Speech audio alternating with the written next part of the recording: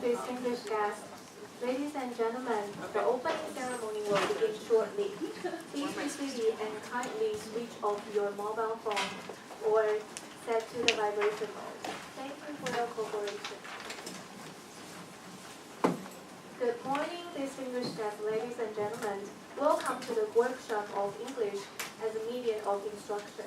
First of all, allow me to introduce the program coordinator, Dr. Cheryl Sheridan, Associate Professor, Foreign Language Center, National Zhengzhi University, Dr. Cui Zhenfang, Assistant Professor, Foreign Language Center, National Zhengzhi University. Now, we would like to invite Dr. Che to give the opening remarks. Let us give a warm welcome to Dr. Che.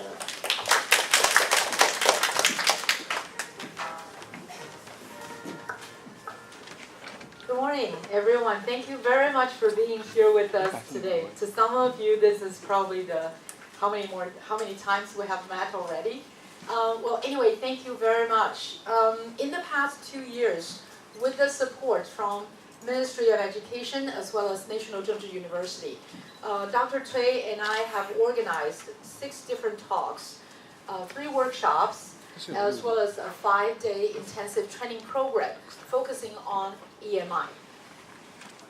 We constantly receive positive feedback and encouragement from our participants. This only tells us more and more people in our higher education focusing on this issue as well as value this as a necessary skill, if you want to say that. Today we have arranged 2 different sessions for you, one in the morning and the other one in the afternoon. In order not to further waste our very valuable time today, I would like to start very briefly introducing our first speaker, Ms. Cheryl Sheridan. Ms. Sheridan has been working full-time with National Zhengzhi University since 2008, but she has been teaching for more than 20 years in Taiwan, and I have known her for quite a long while, long before 2008.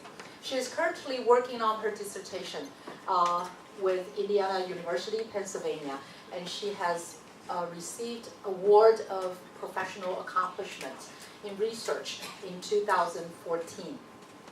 From her program. I think let's just welcome her. Yeah, with her very extensive teaching experience in Taiwan, I believe she is the expert, I want to say the expert, of managing and conducting a small group discussion. However, she said that I shouldn't say that. So I'll monitor it. I'll change that a little bit. I'll say she is one of the best that I know. Who can do this job extremely well. So let's give her a very warm welcome.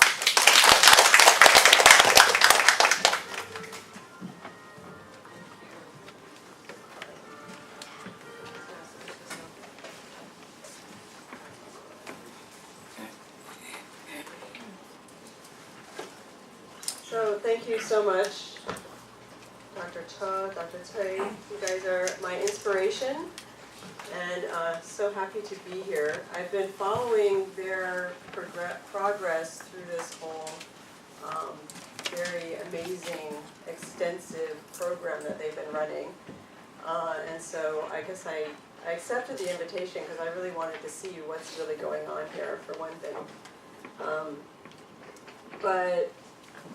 And then as I was thinking about it, this is something that has kind of started very early, actually, in my experience at Zhengda. One of my first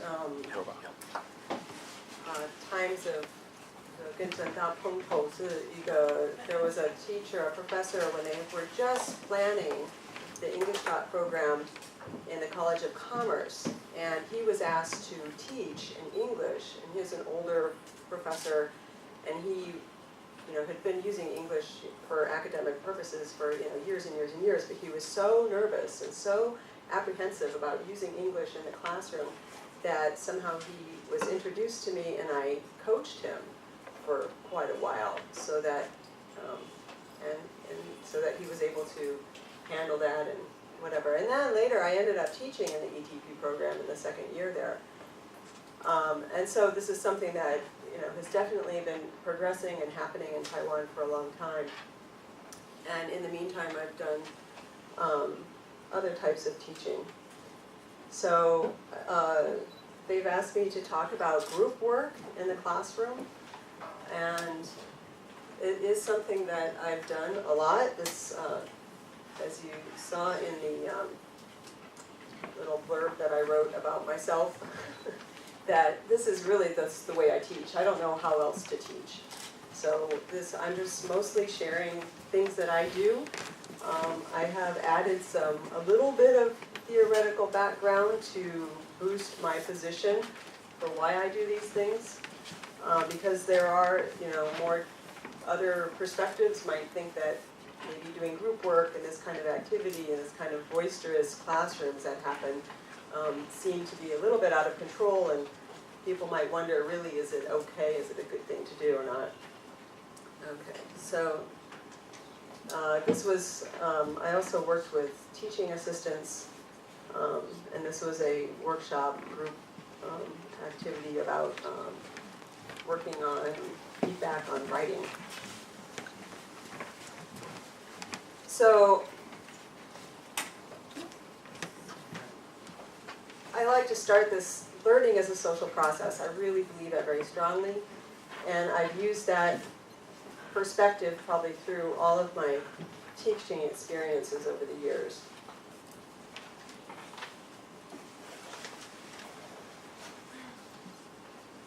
So today what I'm hoping to accomplish, let's see how far we get,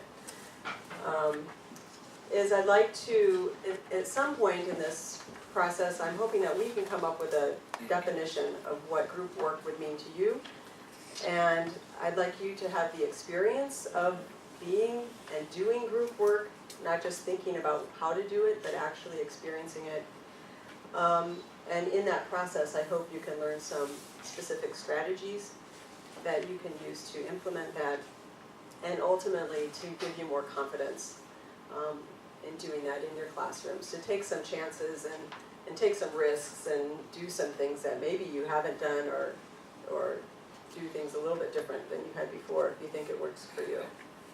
So today what I'd like to do, I'm going to start with a little bit of an introduction to using EMI. I've realized just from talking to some of you that we have a huge variety of backgrounds and experiences in all of this, so I think it's not a bad thing to go back to a little bit of the very foundation of these, why we're here.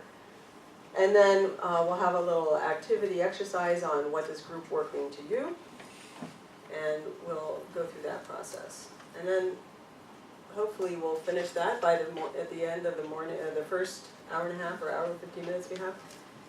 And then second part after our, I hear they're going to give us cakes and stuff.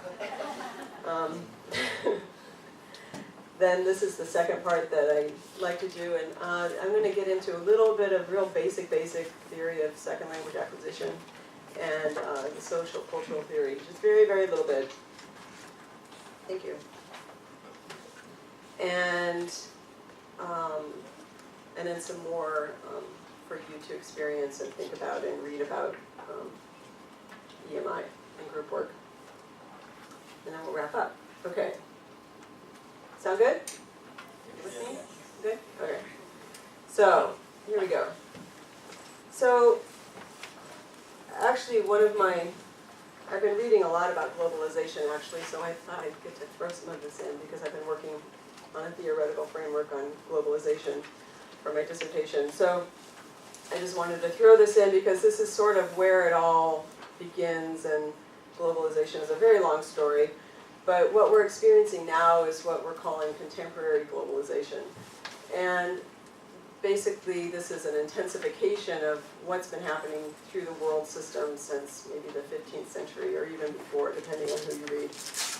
But since the 1980s especially, there's been this incredible intensification of these flows, transnational flows around the world in technology and knowledge and information, products, people. And with the fall of communism, the advent of the internet is just brought in much more of the capitalist, neoliberal type policies that have brought us kind of to this point in higher education. And so in higher education, when we think about globalization, it often goes towards internationalization. And in internationalization involves, and this is Altbach and Foskett and Mering, so these policies and programs undertaken by governments and academic systems and institutions, and even individual departments, and to cope with or exploit these global influences. And I think that really explains a lot about what's happening. That's why you're here, I think, right? This is really happening here in Taiwan. And it has been, and it's still intensifying. So I think this is a kind of, you can see this, universities cannot ignore globalization unless they become moribund and irrelevant, right? So I think there's somebody out there who's realizing this, and so I think that's kind of a pertinent statement from Altbach. Okay, so in Taiwan, you probably are aware of these things.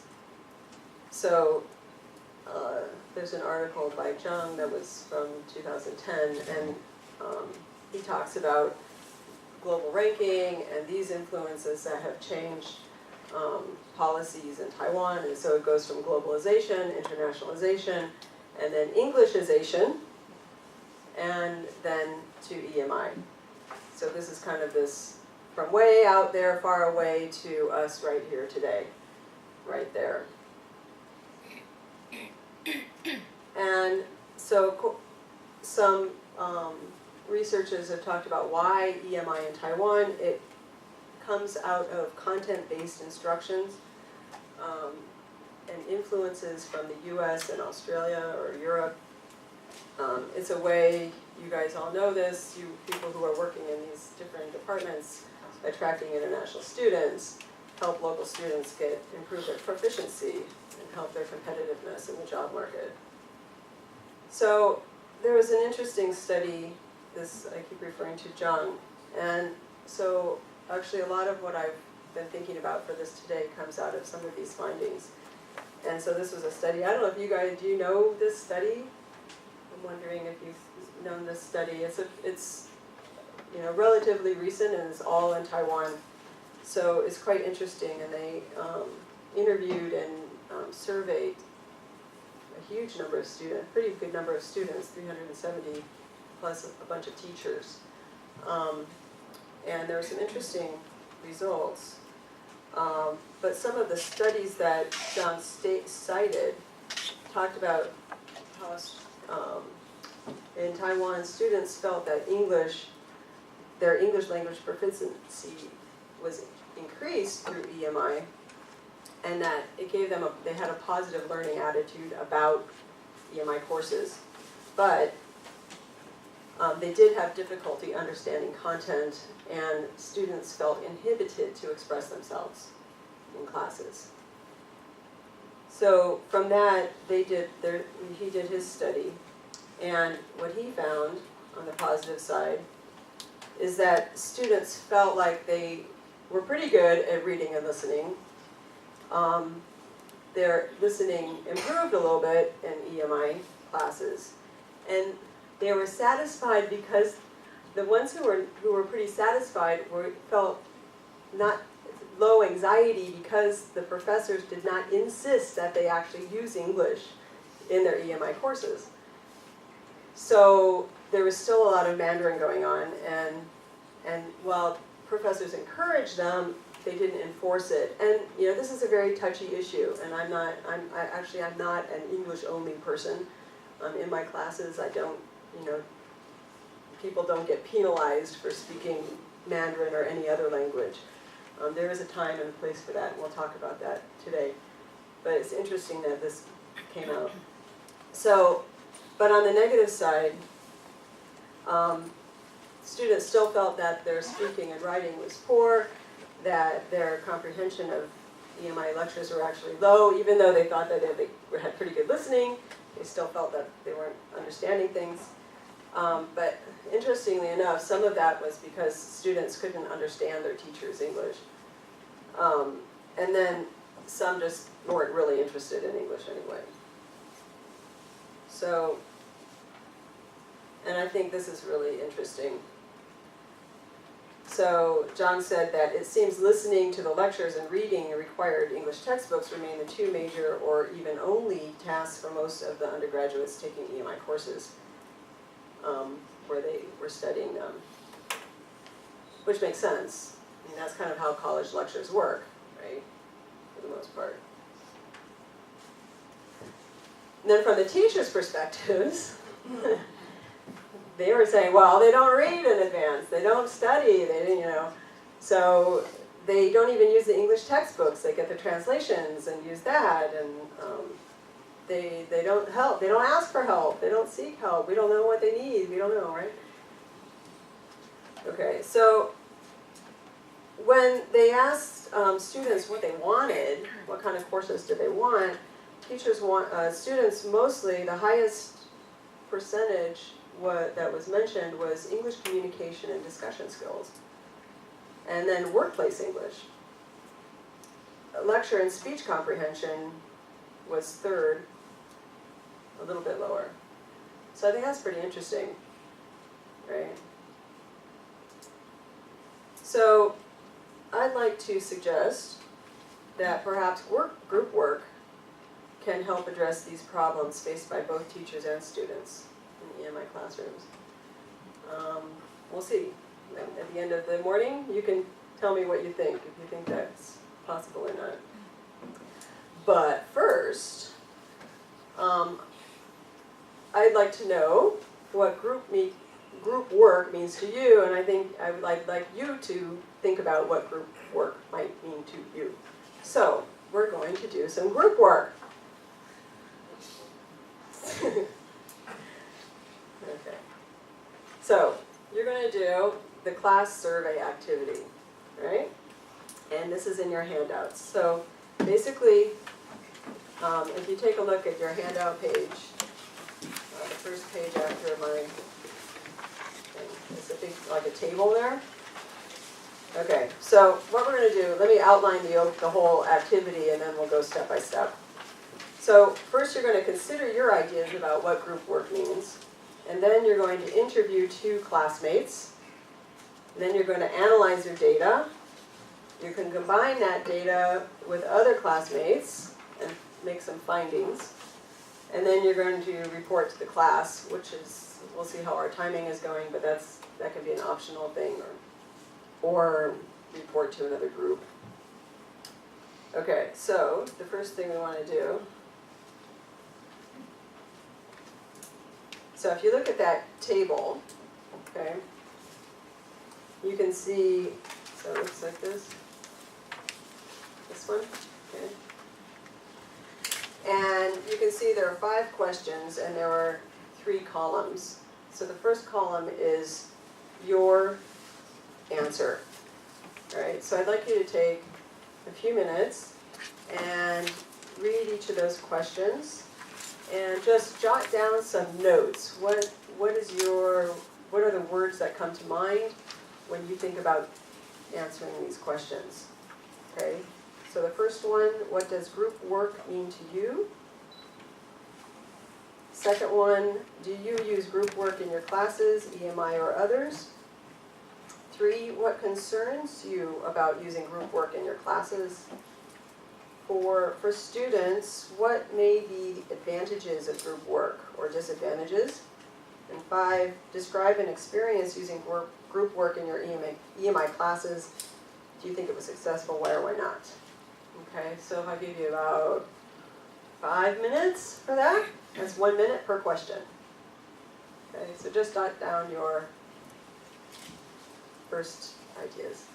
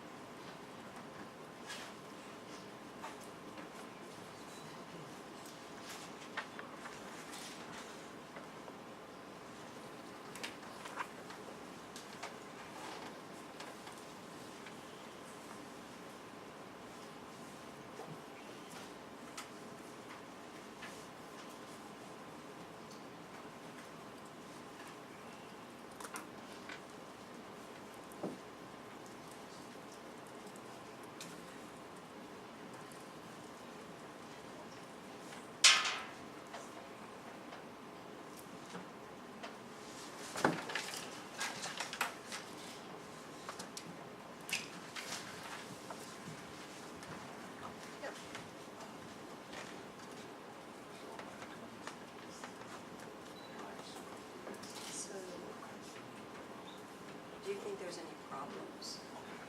Yeah. What concerns do you have? What kind of problems do you see? Yeah.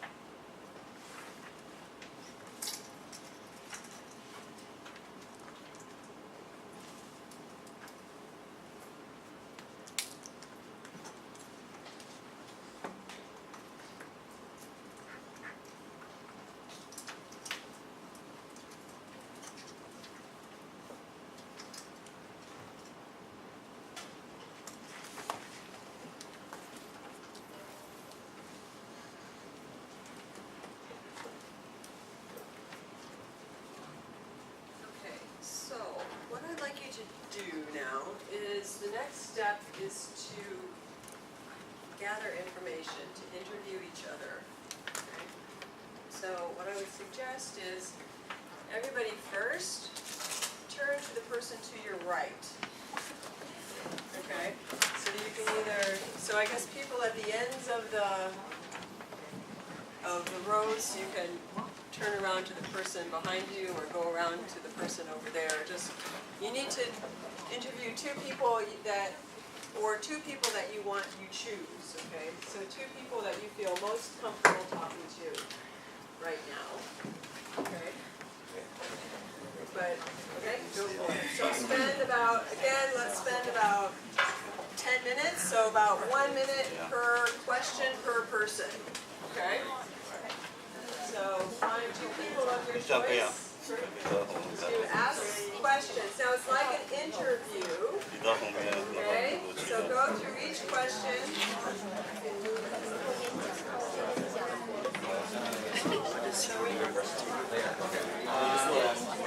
You have 10 minutes to interview two people. Discussions and feedback.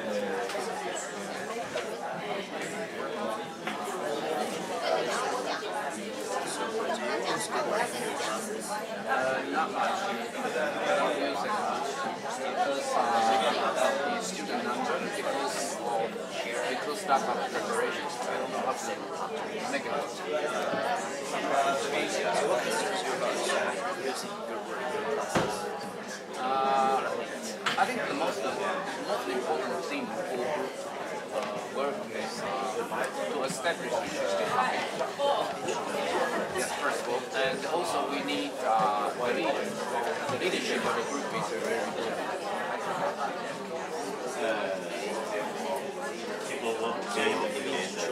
Yeah, the leadership of group.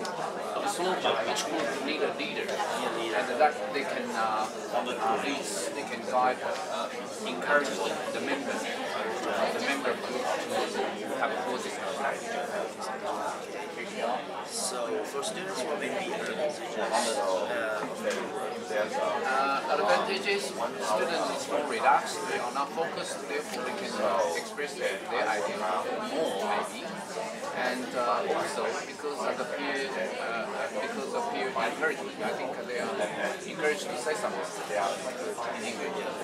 But disadvantage, I think a group work without proper preparation is just waste of time. Just waste of time. And only gossip. Students get together and gossip.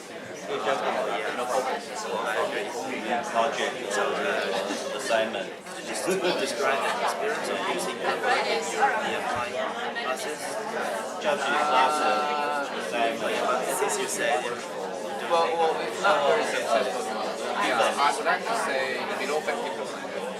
I still don't think that the EMI to me is not, it doesn't work. And because of the topic, my area is humanity. We need to use a lot of different languages and expressions. It's not like management or science, very limited vocabulary.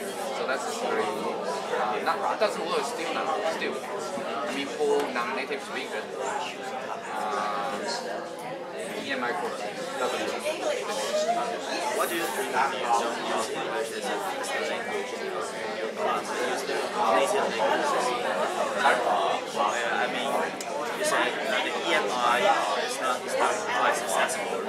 So what if you use their native language? You mean Mandarin? Yeah. Now it's English, supposed to be English. So, yeah, it doesn't work. I mean, this is about the subject. We need to respect the repertoire of the special subject. And they have something to talk about. They have the category within the subject. It's okay. So it will become a gossip. Okay, you should be about done with your first interview. You need to move to another person. It's not the there is no proper procedure to prepare this kind of Okay, this is not a discussion, it's a quick interview. Okay? Get your data and move on.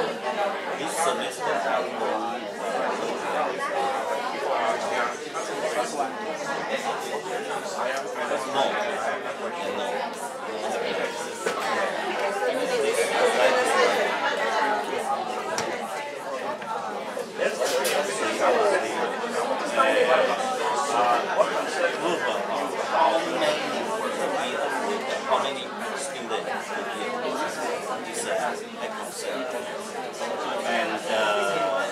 and there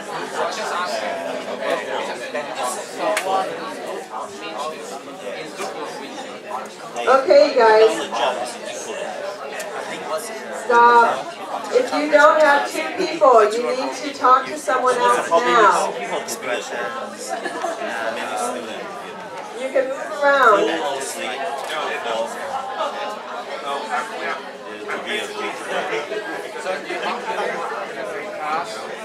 Yes, I used to go my class because I have administration there. So one time you get Who needs a partner? We have someone who needs a partner. There, somebody over there. Okay, the good question is, what concern you about choosing? maybe. First is the procedures. One concern for procedures is proper for students. Also, whether students they are well prepared. Whether the students are well prepared. Okay, question for students, what may be advantages of program? According to theory of linguistics, using good words, the content students can help the weak ones. And also student, the underprivileged students may be helped by the company. So that's advantage. Yes. For disadvantages, I think individual evaluation is not so easy to done since it's a group. They have production, but that's the whole group. But it's hard to evaluate individual. Yeah, this is hard to evaluate. Describe an experience of using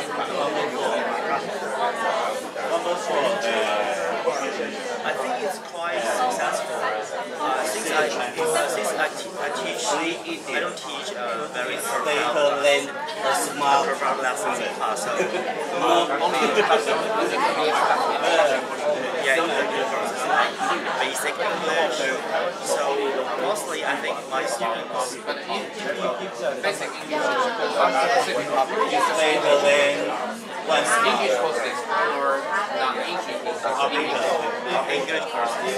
So this is not an EMI. EMI is supposed to be non-English. All non-English courses. Yeah, English courses. EMI is non-English courses in English. The English course specific purpose. That's different. Yeah. EMI is kind of you use like history, science, chemistry,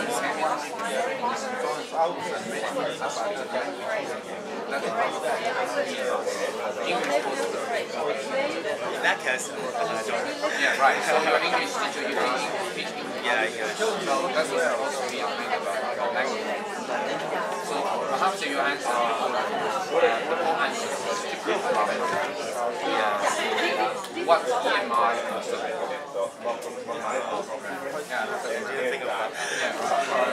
Thanks. Informal. Talking about the topic.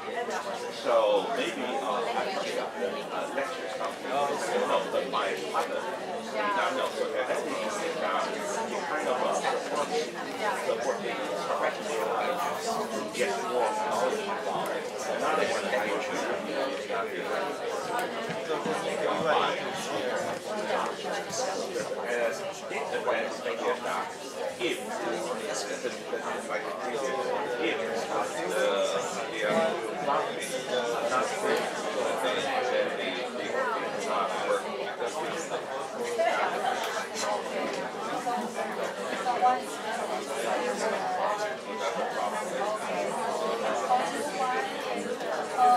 Okay, can we please finish?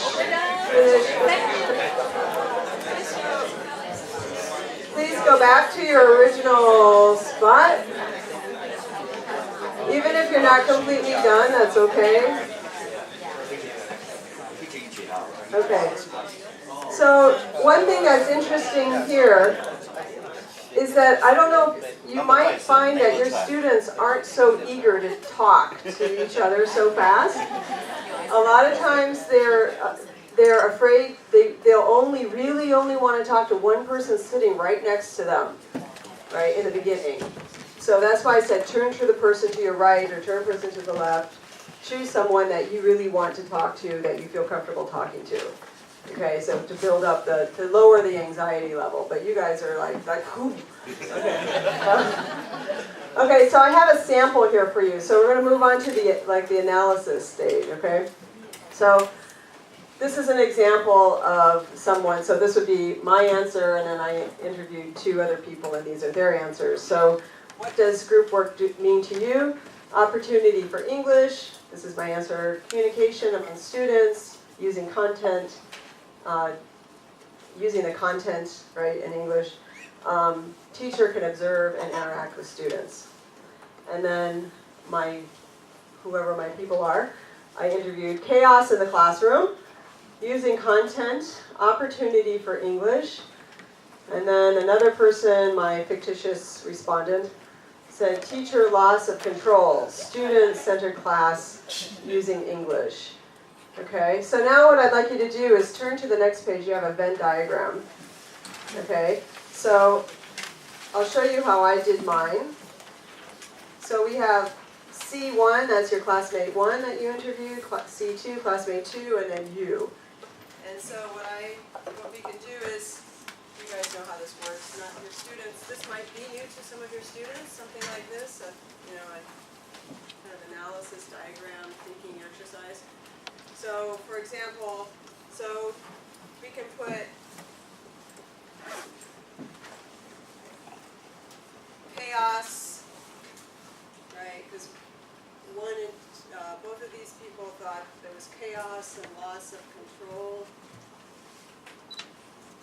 right? So this is the spot where those two circles overlap. Everybody said something about opportunity for using English.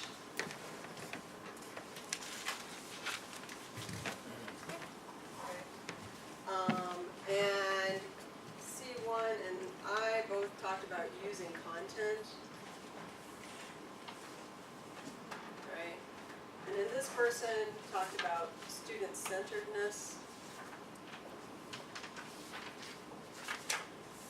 Okay. And then I talked about observe, interact with students, communication. Okay, so because there's so many different questions and things around, what I'm going to do is I've got 5 colors of cards, and so we're going to have, if you get yellow, you're going to work with the first question. Okay? So let's pass these around. Don't worry about the numbers yet. So pass these around. Okay? Yellow, work with question number 1, the one that I just did. Okay? And green, you guys, if you get green, work with question number 2. Okay, pass those around. If you get blue, you're going to work with question number 3. So everybody just make sure you end up with 1 card.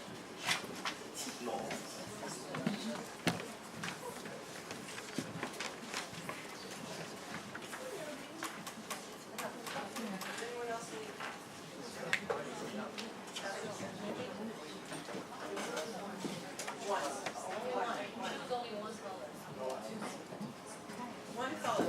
One card. There's more. Maybe you guys can help me pass these out. Pink, number 4.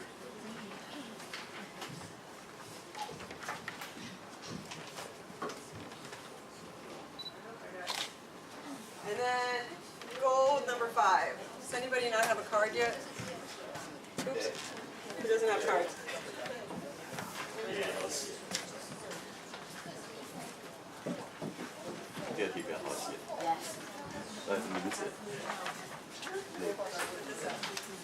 Yellow is 1.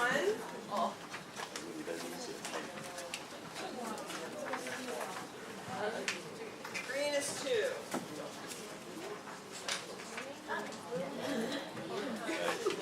Blue 3. 后砚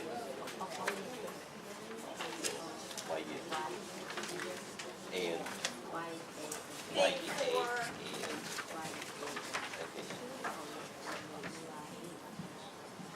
Orange 5. Okay. So whichever question you have, fill in your Venn diagram for that question. Okay? Yep. What? Yeah, you just work with this.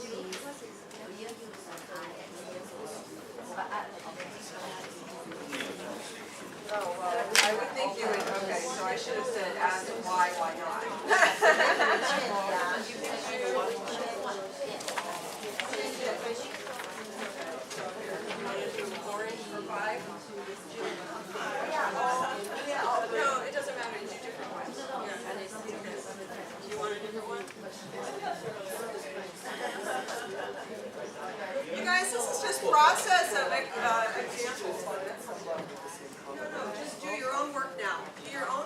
by yourself, fill in your Venn diagram based on the information that you got. Okay, based on the information that you just collected, fill in the Venn diagram for the one number.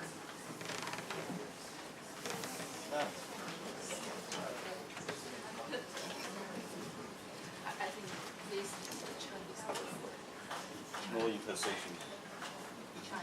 Chinese.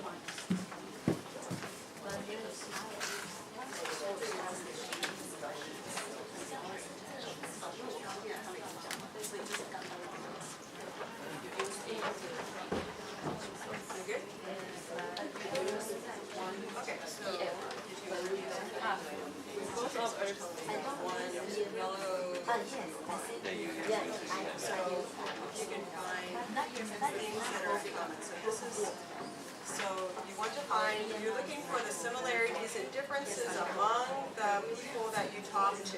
I don't use right? glue So this if semester.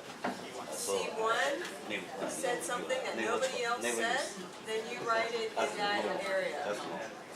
And if C2 said something nobody said, you put it way over here. This is everybody the same. This is these two I don't know the same. intersection. This is these two. What I feel out. That's what this is called. Yeah, that's what this is called. Same language.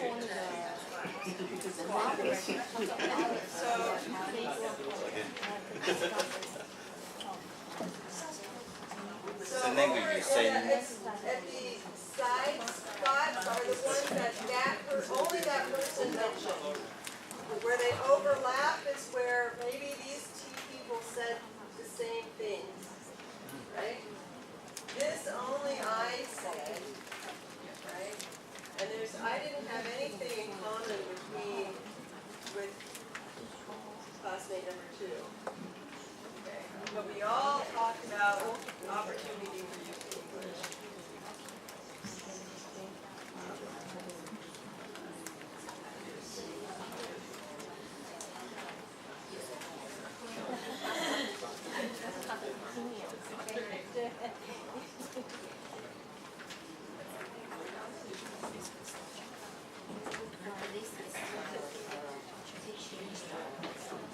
I think we can use opportunity for using glue.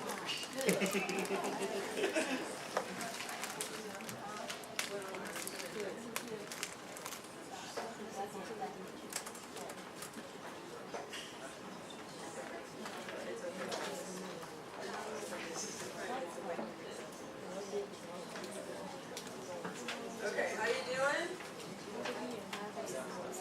So you're looking for similarities and differences between and among yourself and the people you talk to.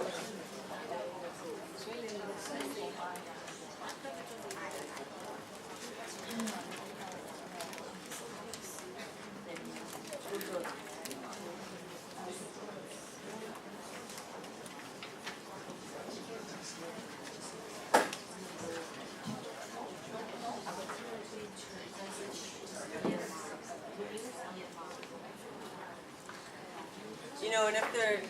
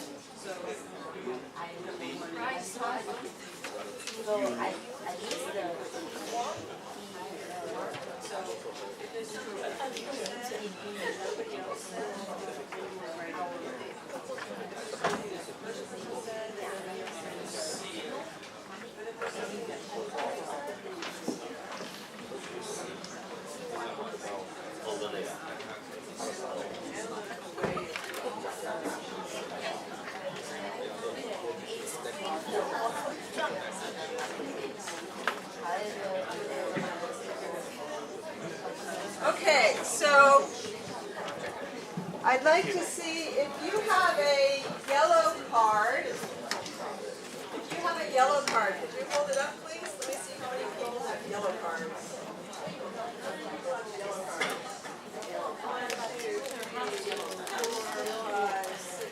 Okay, wait. Yellow card? Hold it up, please.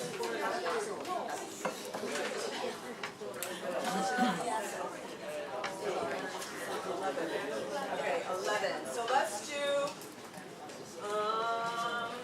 okay, hold it up again, please. 11.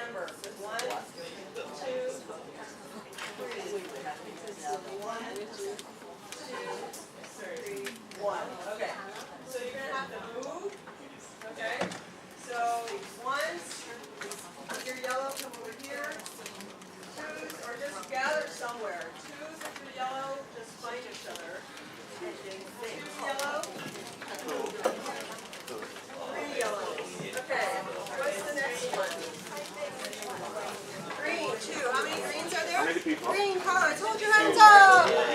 Here. Green cards, okay, so how many? 1, 2, 3, 4, 5, 6, 7, 8, 9. Any more greens? 9, okay. We can do 3 groups of 3. Excellent. Okay, please count off. 1, 2, 3, 1, 2, 3. No. You're 1. No. Go ahead. Yeah. 1, So, how many people? 2, 3, 1. It'll work out. 1. Okay. So 1, 2, 3 greens. Find your number in your hand. Okay. If you're a 1. I think. Okay. I think 2, follow the together. grid. 3. Okay. Manage yourselves together. Blue. Who has blue cards? So, fine. Yeah, maybe.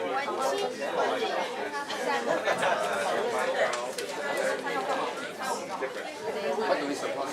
I don't know. You guys talk to each other very much. Yeah. So now what you're doing is compare what you've got. I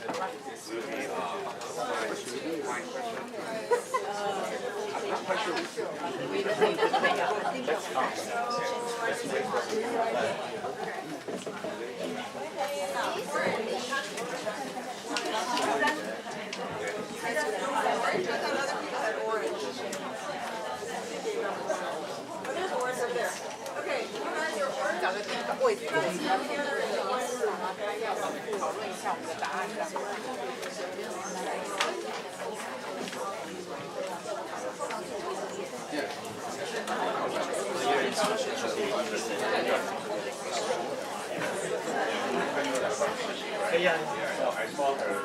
I saw her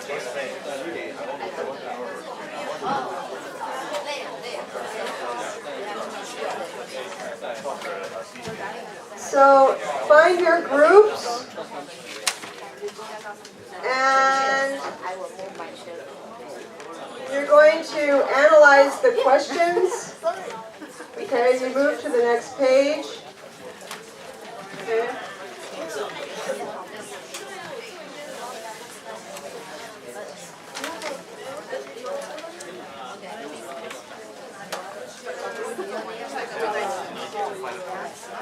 Okay, how many people, does any yellow have a group of 3? You have 4. Is there a group of 3 in yellow? Then you guys are 4. Somebody didn't get in a group. So, the next thing, if you analyze your data, okay? So you look at the next section. Okay, there are 4 questions. So you are going to share what you found between yourself and the other 2 people, right, in your Venn diagram. And then see if your classmates have similar or different findings. Okay, so you're sharing and finding out about more people, what they think about group work.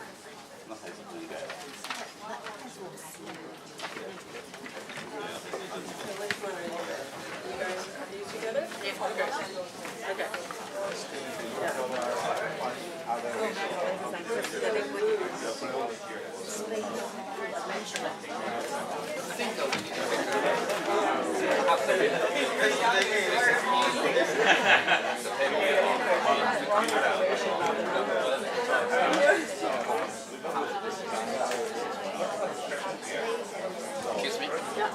You need us to have a discussion based on So you are having a sharing discussion based on the data that you collected, right?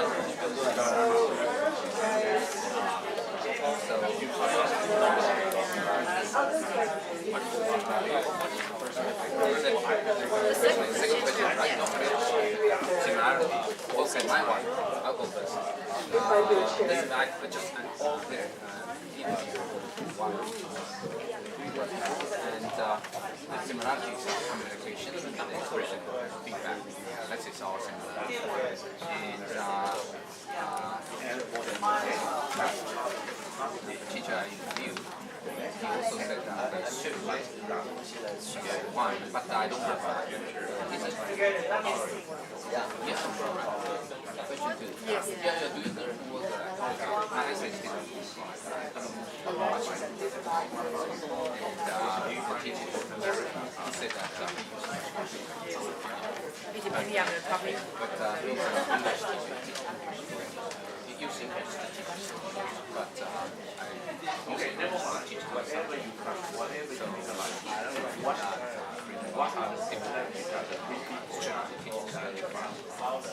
and when you find something you know about something you still it's not very hard.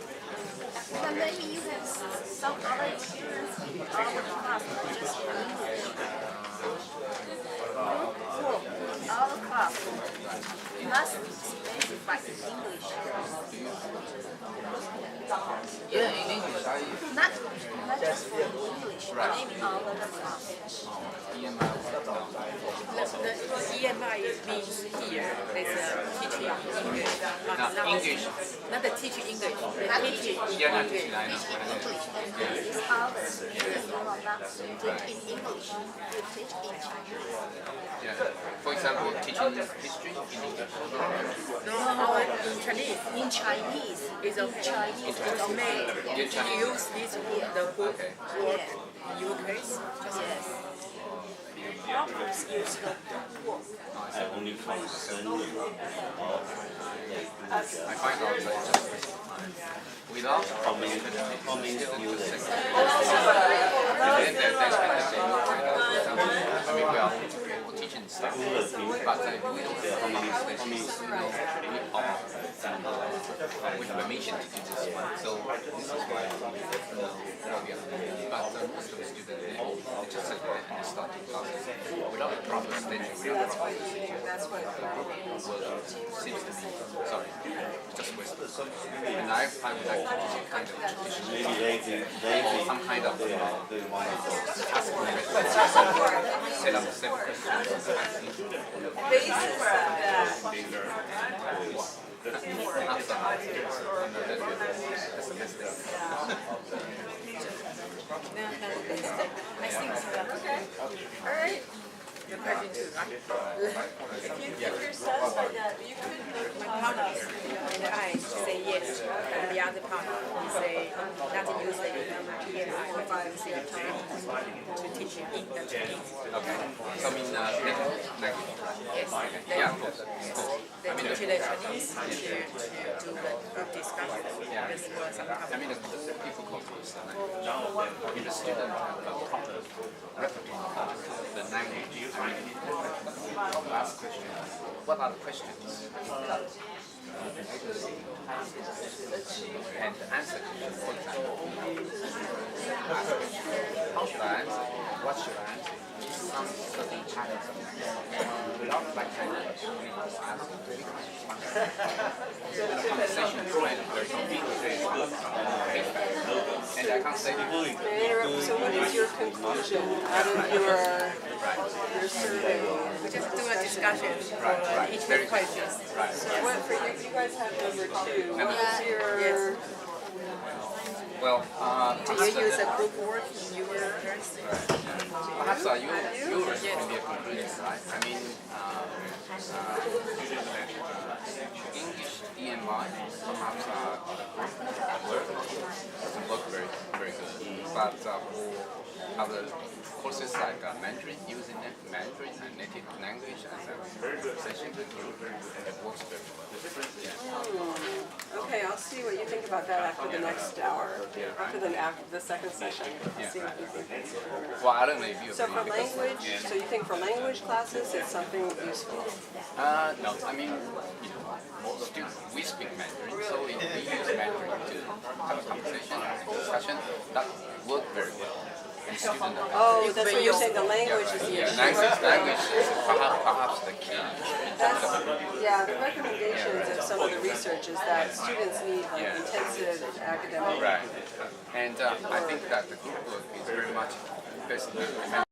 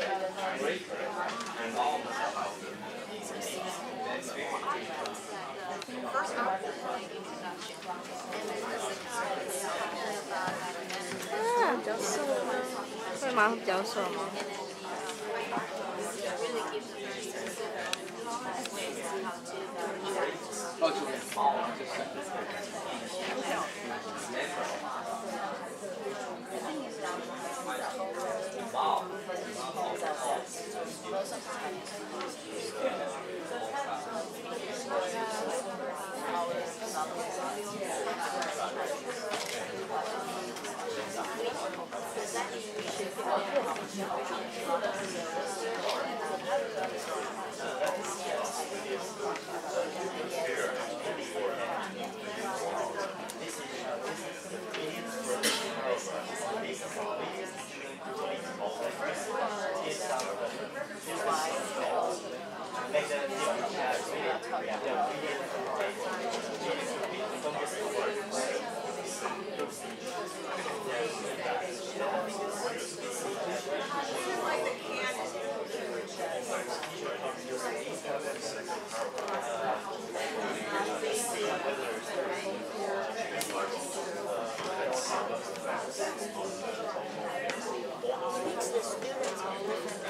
still suffering the definition. For you, what is it? And then you also have very good idea. So the article important. Sometimes you never put it. Well, I don't know. Okay, so your time is up. Right? I think Professor Cho maybe jinxed me by saying how great I am at typing, because now we're going to come over. Okay, so can we please, let's move on, please, okay? So you get the idea of what's going on, right?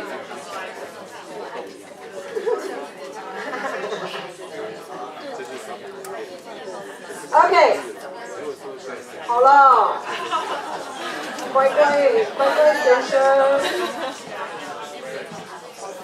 So I want to ask you now, how would you define group work? How would you define group work now?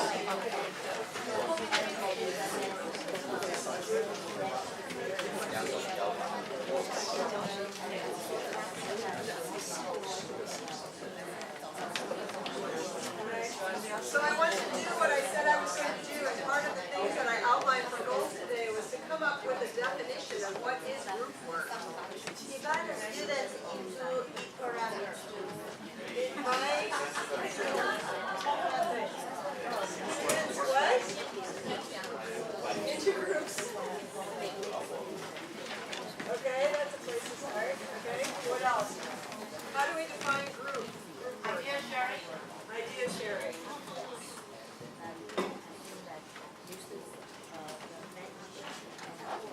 Using strategies. Using strategies. What kind of strategies? Having control. Strategies. Communication. Communication strategies. Time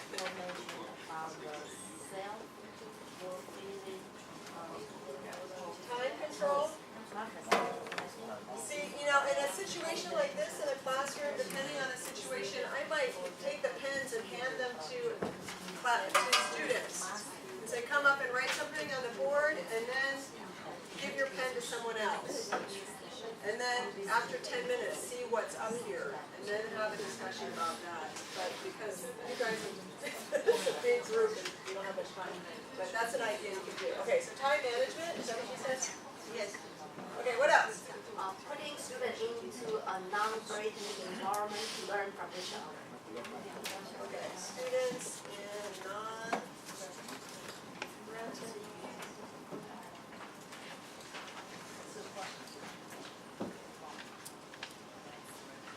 Crazy writing, right? Environment to learn from. Okay. Brainstorming.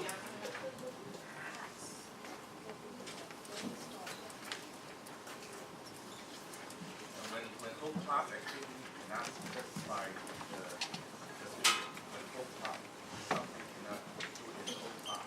Solution. A solution to Big class.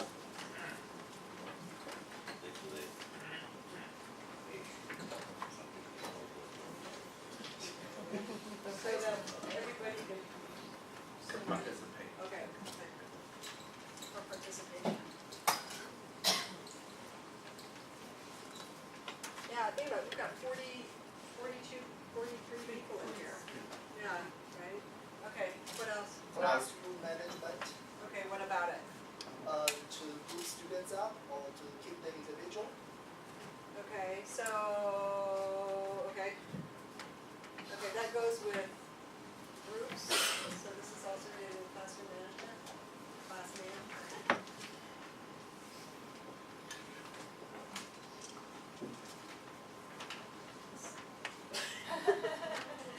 What else? Role changing. Role changing. Yeah. Teacher become a helper, and students become the major figure who participate in the activity.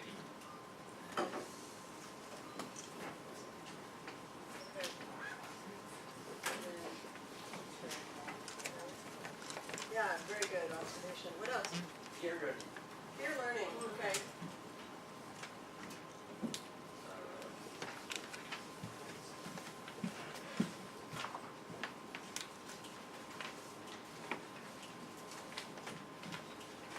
Means more fun. More fun. Yay!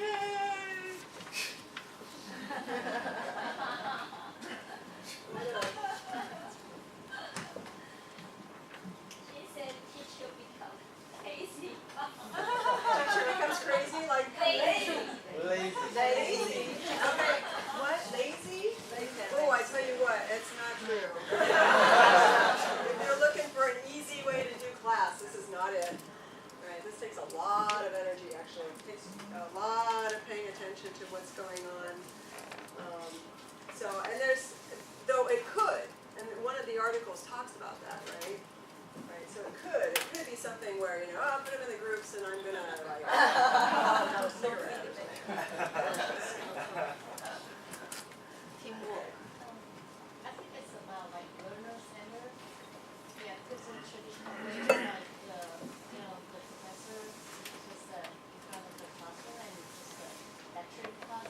And then if they have the group work, then students they can have different ideas, and I think the professor they can also get some different ideas from the students. That's true, yeah, I learned a lot. I learned so much from you today. So, yeah, so learner-centeredness, yeah.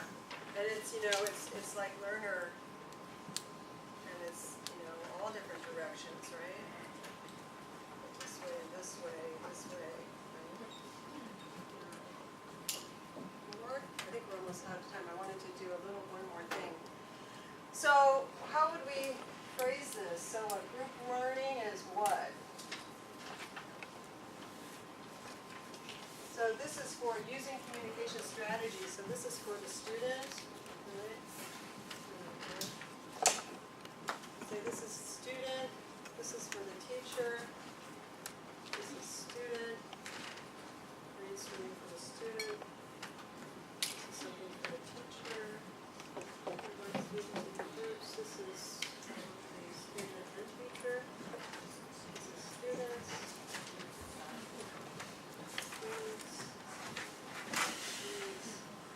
So all the things that we said, this is my quick categorization into in group work, how much is like related to students and how much is related to teachers. So at the end of the classroom part, right? I mean, if you look, of all the things we mentioned, most of it is all students. It's all about what we're doing for the students, right? And what they get out of it. Right? It's not about being convenient or easy for us. Right? So inviting students into groups. So a way of what? Let's see, what do we have here? Can you come up with a statement out of this? Think about it.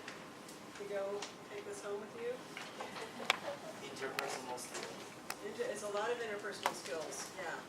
And sometimes, sometimes it's, you have to mediate things like that. I've had, sometimes there's been students who have had, emotional, psychological issues and things that have a really hard time with some of this. And you really have to be careful some of the times, I would say that. So it doesn't work for everyone, and you have to be prepared to, coach people through that, right? And a lot lot of times, sometimes in group work, certain students just don't want to work with a certain person. And I've, called separate meetings and say, look, this student has these kinds of, certain issues, and it's really important that it's your responsibility, and you will gain something by bringing this person into your group, right? There's something there for you. It's not just putting up with this person. So things like that. So there's a lot of, you have to be very sensitive to what's going on. But at the same time, like parents, right, you kind of have to let them sort things out too on their own. So finding your style and the balance of that is important. So I just want to, I'm going to be out of time. But when you're thinking of a group activity, I kind of was thinking about what are the things you want to consider. You want to think about who are your students. So, what level are they? What is their comfort level with English? What is their ability level? What type of content do you have? Right? You might want to go to something to do something like we did today. You might want to use a non-specialist text about the topic that you're working on. Right? What is the purpose of the activity? What do you want to happen as a result of the activity? Is it a learning thing like our survey thing? Is it a review of material? Is it an assessment like our game show thing? Is it exploration? What is it that you want to achieve by doing it? Right? So there are problems. I mentioned a few of these. So there are all sorts of issues for learners, right? And there are things, if you're interested, maybe some of those articles would help you. I can show you the references that I use too, but you can look around for more information if you're more interested in learning more about actual language teaching. Why students might not be talking. It might not be because they're lazy or they're so it might be they may have done the reading, but there's some other issue that they're suffering from that is holding them back or something. Right. The classroom furniture is always a problem for me. Our classrooms are those things. What I would do for a classroom of just tables, right? That you could like roll that on rollers. That would be so nice. But so you have to deal with things like that and the chaos. It's it depends on your how much chaos you can take in your class. It gets noisy. Okay, so here's some tips. Isn't that funny? See, I was really concerned about this, right? Okay, so count the number of students. I did have combinations in mind, but they didn't work out. Use pairs and groups in different sizes for different situations, right, to regulate the anxiety level. Prepare worksheets. Have very specific questions that you want them to address. Clear instructions. And if you have a monolingual class of all Mandarin speakers, consider using Mandarin for instructions. Because instructions are difficult. But don't do that if you have a heterogeneous class of people from different countries, because that's not nice. Okay. So again, pairs are safe, quick, good for starting out. Turn to your partner, blah, blah, do this, do that. Small groups is a higher risk anxiety when students are familiar with each other or after they're familiar with the material and have some ideas. Large group class, highest risk anxiety. See, I didn't ask anyone to say anything in front of the group until the very last section today, right? The very last, time of the day of the session. I know. But here's another thing that's important. I'm almost done. And then I have a conclusion. This and a conclusion. So sometimes, like you guys just really went for it and chose your own groups. I had to just go like, okay, you guys go for it, right? But it doesn't always happen that way. depends on your class, it depends on what you want them to do. Usually, like I do, sometimes I just do eeny, meeny, miny, mo. Who starts, eeny, meeny, miny, mo, catch a tiger by its toe, if he hollers, let him go, eeny, meeny, miny, mo. Okay, you start. Right, just totally random. Or you can do paper, scissors, stone, or whatever. Okay. So in conclusion, again, I can't stress this enough. I really think, and learning is a social process. EMI is obviously a trend in Taiwan. Learners in these classrooms need language and academic skill support to work productively with their content. Using group work judiciously can provide some of this support. And I don't think it's not the answer, it's not the panacea, as it said in one of those articles. Okay, so now you have at least two models, right? You went through two different types of group work models.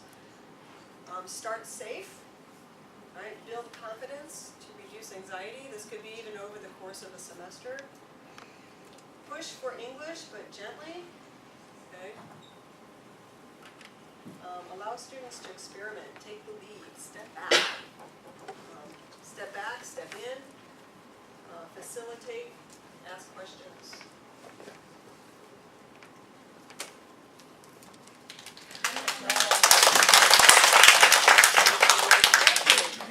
You're not doing the time management very well. Oh, yeah. Of all the things that we have learned from Ms. Cheryl Sheridan, I think this fun is what we all had this morning, and I hope you also learned a little bit of this and that. Let's thank her again. In the following, we have a 2-hour lunch break.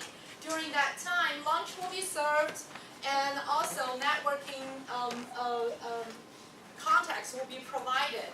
Please make very good use of the following 2 hours. If you want to take a nap, if you find it necessary, we will have time enough for you to do that. I'm terribly sorry for not being able to join you during this lunch break session because of family obligations. So I have to leave for a while. But I will be back before 2 and participate in the afternoon session with you. Stay with us in the afternoon. I promise that will be as brilliant and as interesting and as fun as the morning session. Thank you very much.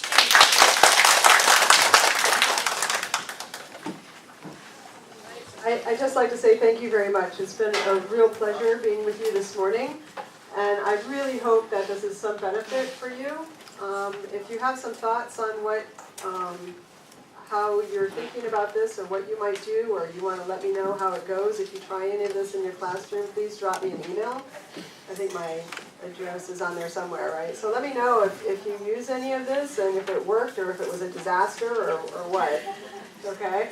All right, so have a great afternoon session and another great weekend. See ya, bye-bye. About your situations and problems that you're facing, and it's going along, what you're saying is going along with what I've been reading. So I'm hoping that this next part will help address some of those issues. Now I know that most of you are not language teachers, but you sort of have to be to a certain extent, because your students are dealing with all of this content in another language at a very deep level, right? If you're talking about university reading, you know, I mean, my Chinese, I can read some stuff, but if you ask me to read a textbook in Chinese, it would take me like a long time, right? So I think that, and so ideally, students would have some kind of intensive or academic work in those content areas, but it doesn't seem like that's being provided or being, you know, maybe that's something you need to advocate for. But in the meantime, maybe if you can take a certain amount of time in your class to really just focus on what does this stuff mean. Let's get down to the real basic, you know, this is what these terms mean, and let's work with these terms. Then that can build a sense of comfort or familiarity with those ideas in your students, to have those building blocks to then be able to talk about more abstract or technical levels. So I'd like to talk a little bit about second language acquisition. The social cultural approach, which is what we're doing here today, is really comes out of that approach to second language acquisition. And something in a very more teaching-oriented approach is task-based teaching and learning, which is something that's been a big influence on me for a long time. And then a little bit about group work designs that I've done. So let's see how we do. So very, very, very quick, speedy version of second language acquisition literature, starting in the 1950s with other psychology theories is the behavioralism, and that was Skinner's work, was one of the first that really addressed language acquisition. And it was very anti-cognitive. It was very much about behavior. You know, you think about Pavlov's dogs and things like that, right? So, on the other hand, in the cognitive revolution, what we call it, it's about the study of the mind and what happens in the mind and how language affects what happens in the mind and how the mind deals with language.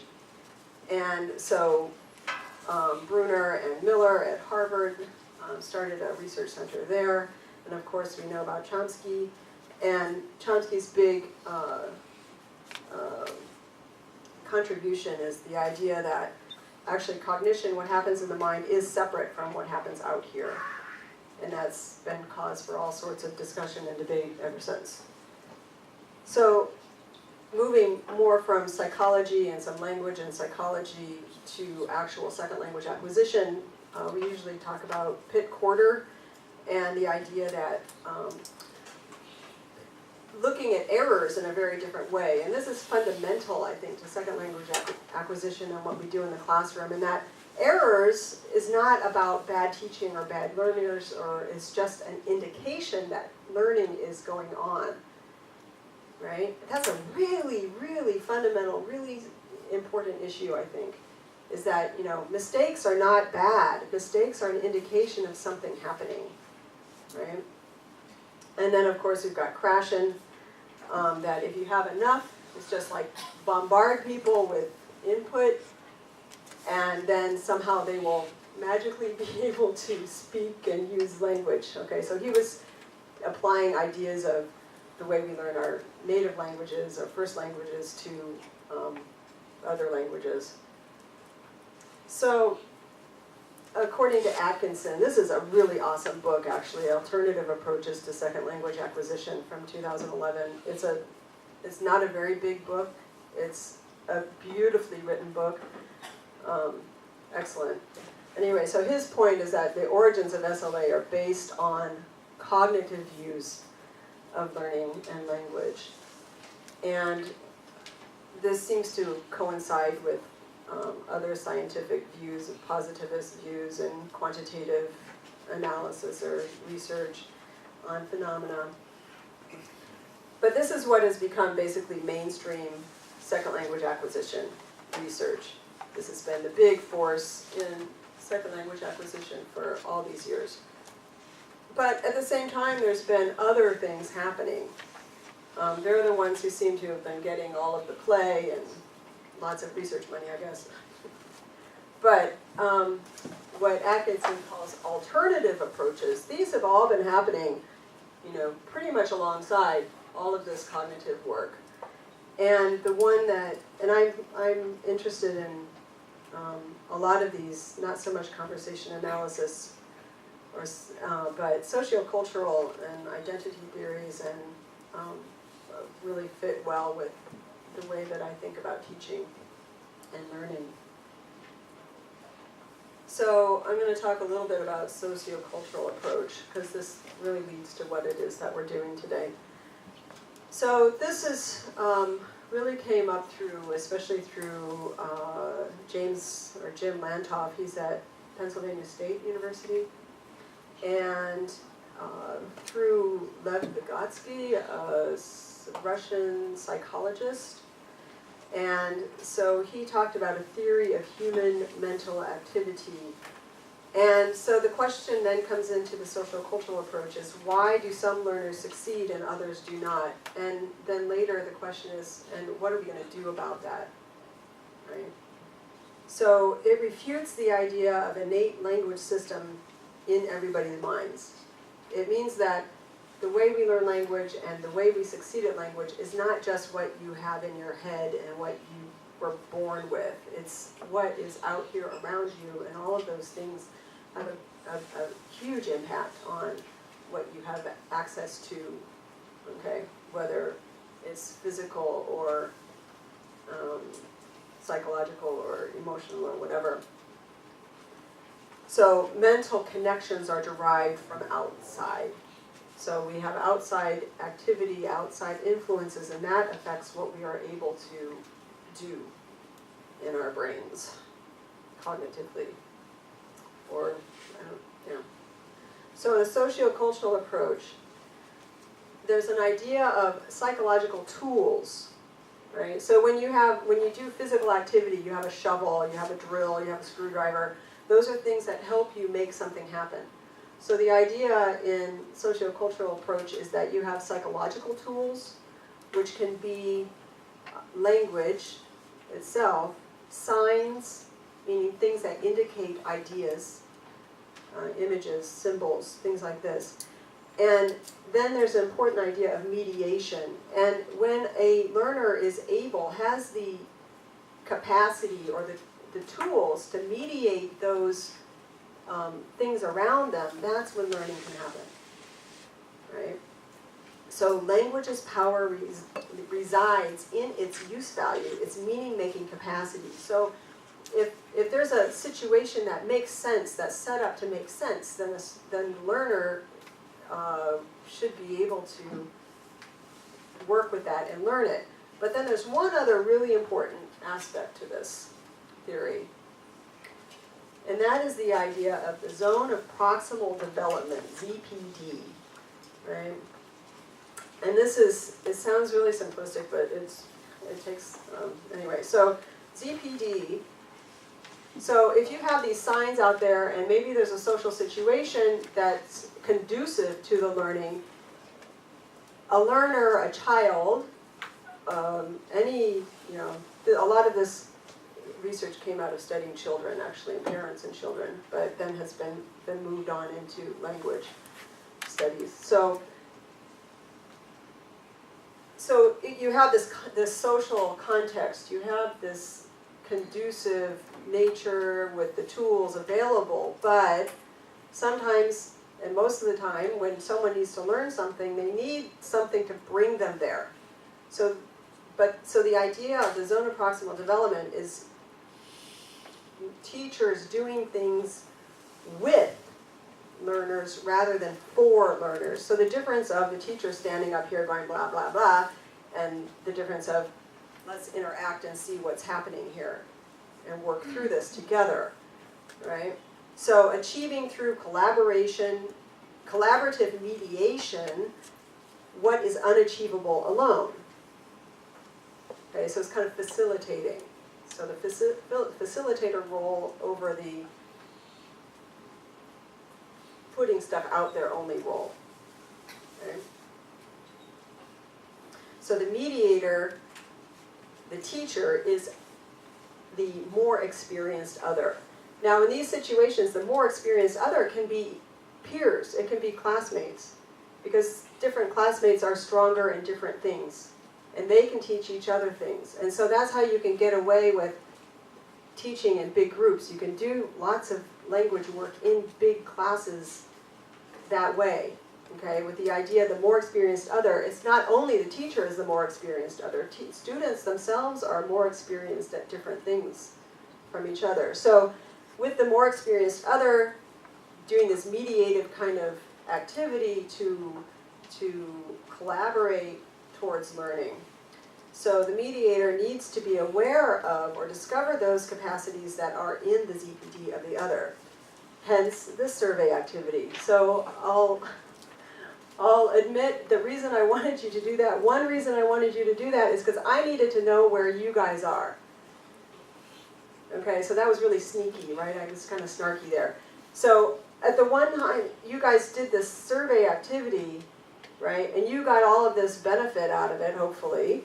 It's supposed to be designed into it, that you got to think for yourselves, you got to talk to somebody else, you got to teach somebody else something, show somebody else something, take that in, think about it, and hopefully come to some conclusion, right? So, and through that, I also got to know you guys and where you are. So I've hopefully closed our, now hopefully I have a little better idea of your ZPD now, right? Okay, and where I need to fit myself.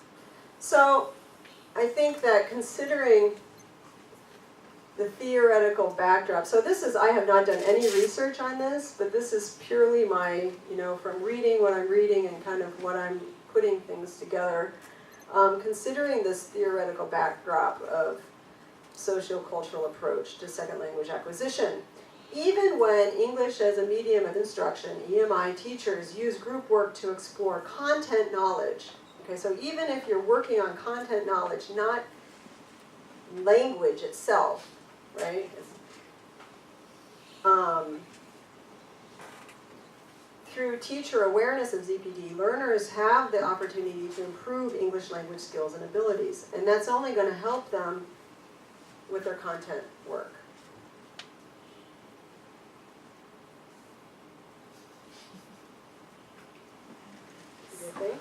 You think? Maybe? Okay. So that's pretty theoretical stuff, all right? So task-based language and teaching. Like I say, this is kind of the foundation of a lot of what I do. So Rod Ellis, some years ago, came to Gen Don and gave a week-long workshop, and I went every single day, and it kind of like, really changed the way I do teaching. So, because in my early teaching, it was all about drills and going down the rows and back up the rows and doing more drills and then giving a test and stuff. And then when I discovered this, I was like, wow, this is like really, really much more fun and meaningful. So the primary focus so task-based language learning and teaching, we call it TBLT, okay? So the primary focus on task-based language and learning and teaching is on meaning, right? It's about meaning, it's not about answering the right questions correctly. There should be some kind of gap, okay? So students need to convey information, they need to express an opinion or infer meaning. Learners should largely have to rely on their own resources, linguistic and non-linguistic, in order to complete the activity. So it's kind of like, throwing them into the pool. I kind of just like throw you in, here's the structure, go for it. Do it, in a way that's going to work, right? You make it happen. With that, mediation from the teacher. There is a clearly defined outcome other than the use of language. So language serves as a means for achieving the outcome, not an end in its own right. So it's not just about memorizing grammar rules. It's about creating a conversation with someone, in ways that people can comprehend each other. It's creating a report about a reading that they read. It's about doing something with the language. Right? So it's not just about the language. And so that's why I think it seems like this would be really useful for using English as a medium of instruction, right? So we'll see how that... So here are some things that I've done. Like I say, this is how I teach all the time. So this was last semester. So this is a college English course, and we read The Lion and the Witch and the Wardrobe. And students learned how to do summaries, and then we learned talking about questioning structures. And so they wrote up questions, and then we had a quiz show. So instead of having an exam, a fill in the blank and multiple answer quiz show, they did this. So they were in teams, and everybody did all the different roles. These students were reading the questions, these students were keeping the score. These are the timers. These are the judges, like who rang the bell first, and then you have the teams responding to the questions. So that I've done that for several semesters, and it's a blast. I mean, some are more than the others. I mean, in some classes they're like jumping up and down and like, you know, talking about chaos. But anyway, so that's one thing that I've done. And you can apply this to like any kind of content, right? It doesn't have to be language teaching. So another one, in a business English class, students, they were doing case studies and they created a product and a marketing plan and then performed it. This was a few years ago.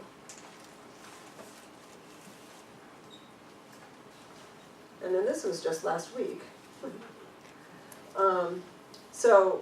In a course on conversation, they created chats and conversations and then practiced them in groups. So that's just very simple. You know, that's just 10 minutes in the class. So they had worked with a partner. They had worked on a partner to create the chat already. And they had worked on it already, and then they performed it with each other. I mean, in a big class, you don't have time for everybody to stand up and do their thing, right? So if they do it for each other, that's pretty good. And then here's one, actually this is yesterday.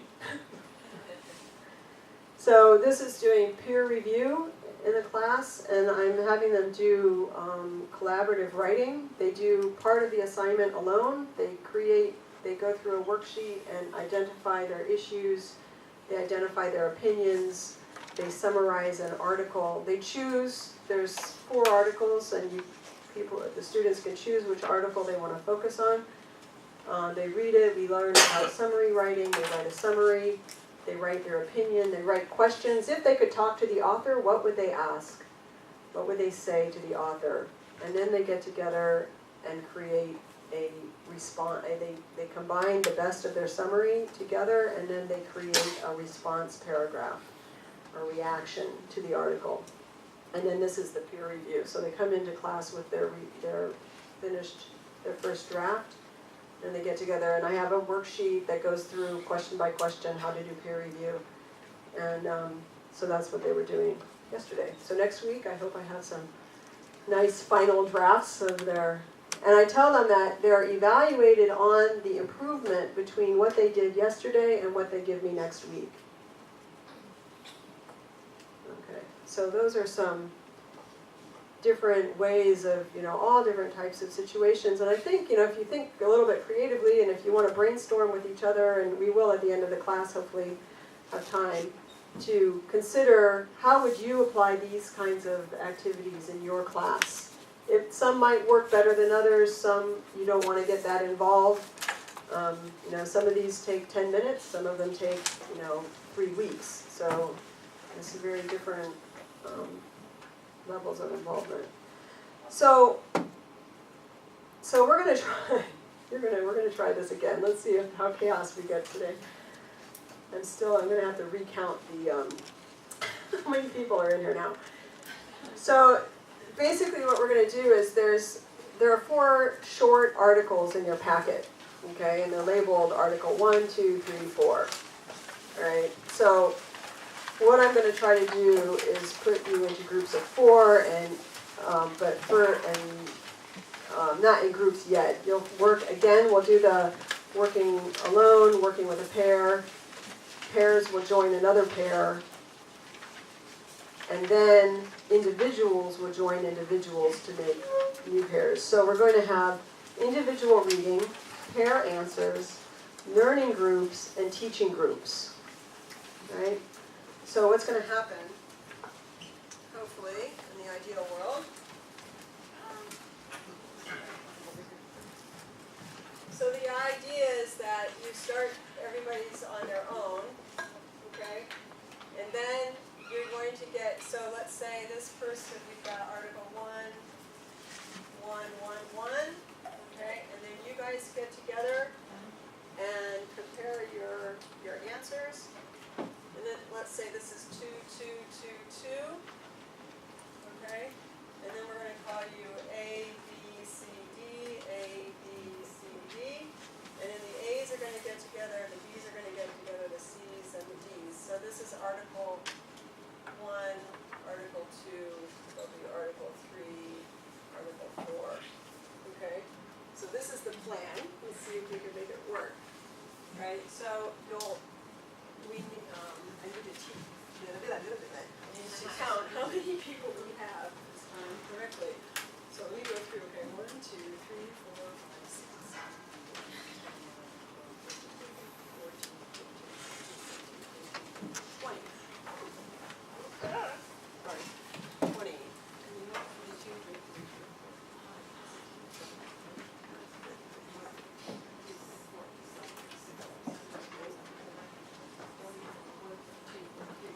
44. Okay, we've got 43. So anybody want to help me with math here? So we've got 43, so that means 11. Okay, so let's count off 1, 2, 3, 4, 1, 2, 3, 4. And that will be the article that you read. Okay? And then you'll get together with people who read the same article. Okay? And then you'll split into new groups to teach another group about your article. Okay, so this is a way to cover a lot more material than one person can do alone. So it's like a study group, like creating study groups. Okay, so how are we going to do this? Let's just do 4.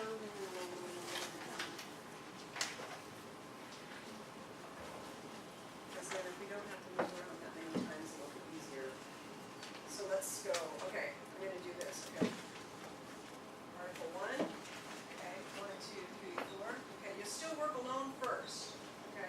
Oh wait, let's before I do this. Let's look at what you're going to do exactly. Okay, so if you see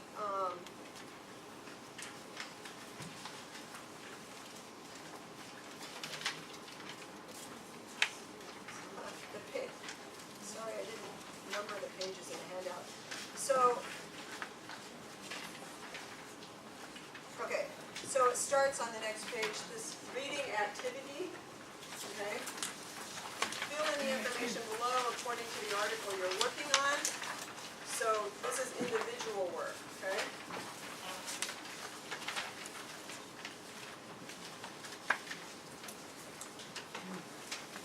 So this is the individual work. So you read the short article, and then you complete parts 1 and 2, 3 individually.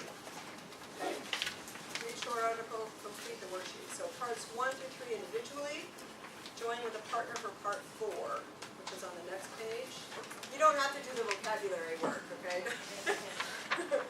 That takes time. Then part 4, work with a partner. Okay, that's the next page. Find this information about the content of the article and write some notes about it. Okay, focus on content. Do not worry about writing grammatically correct sentences at this time.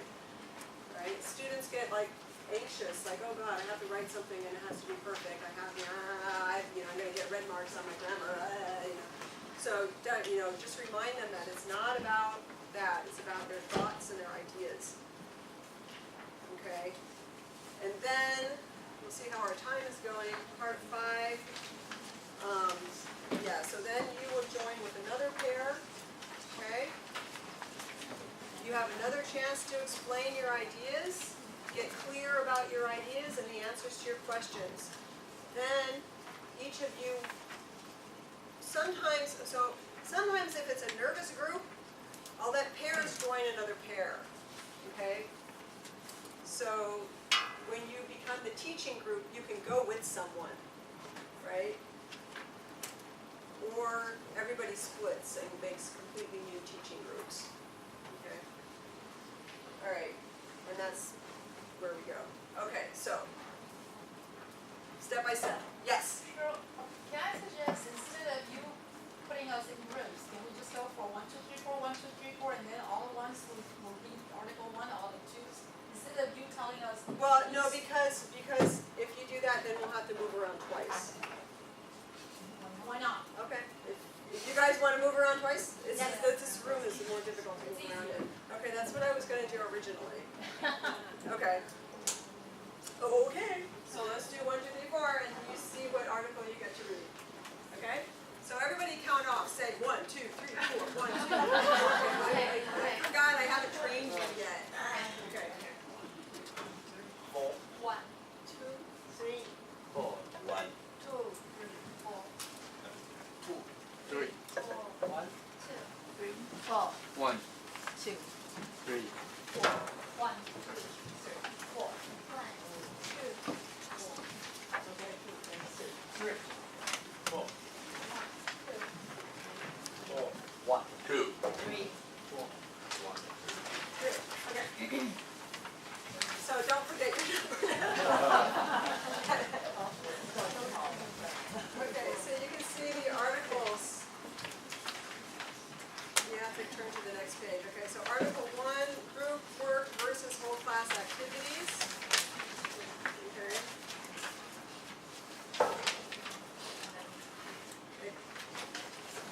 And then Article 2, classroom management, pair and group work, and EFL, ESL.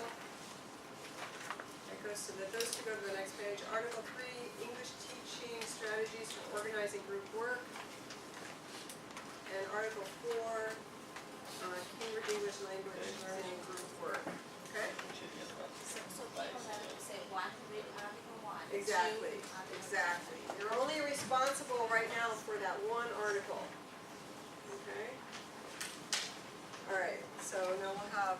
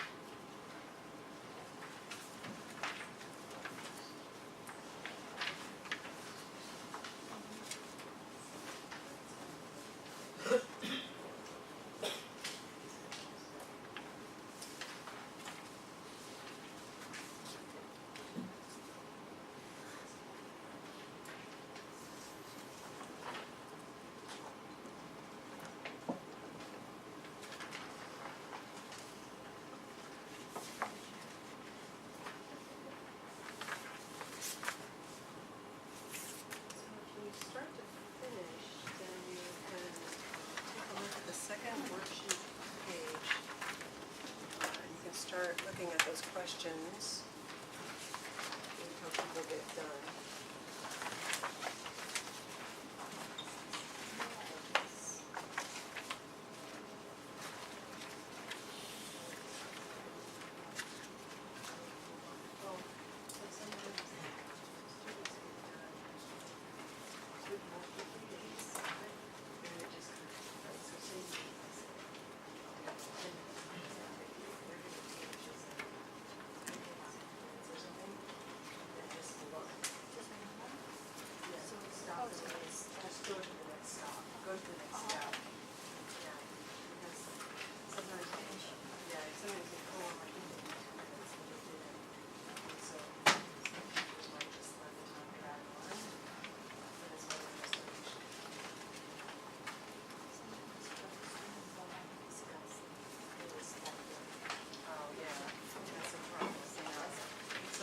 Sometimes you just have to ask another question or things that take the judge down.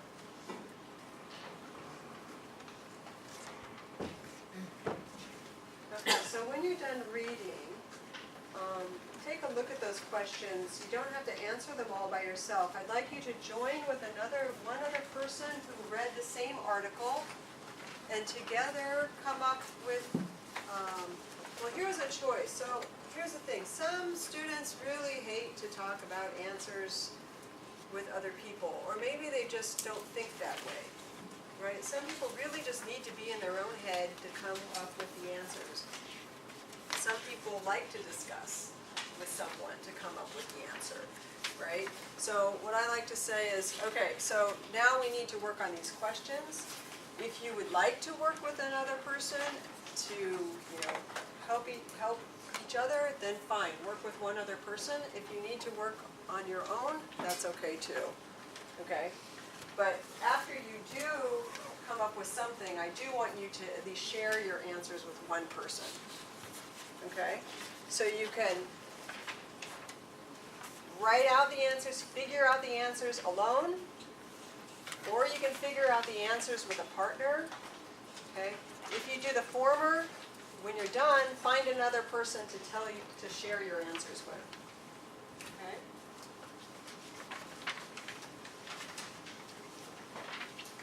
So do you guys know who's got which article? So you're a woman, right? Which are you, girl? So later we will see Cheryl. Whenever you're ready, look around and find somebody right close to you who has the same article.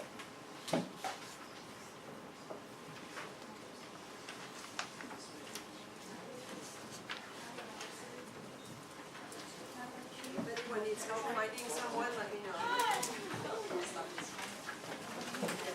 Facilitate. Okay, there you go. Just hold your number up. Find someone.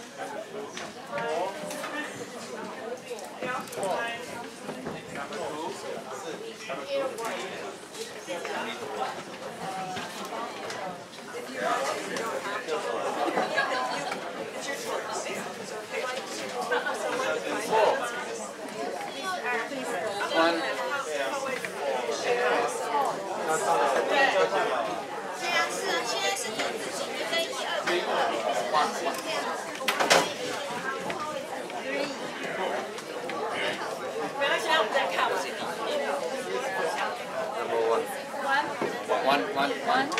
One.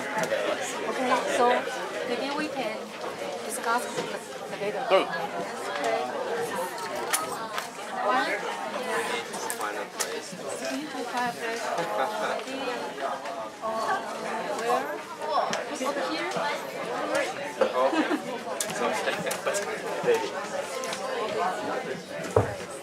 Okay, you should be working on part 4.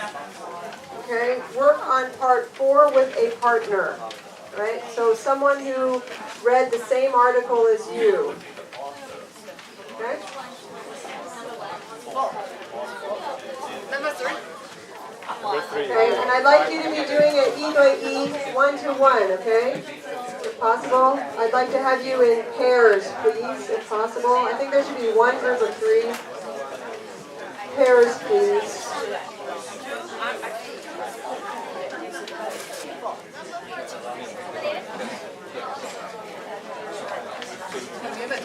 说这了。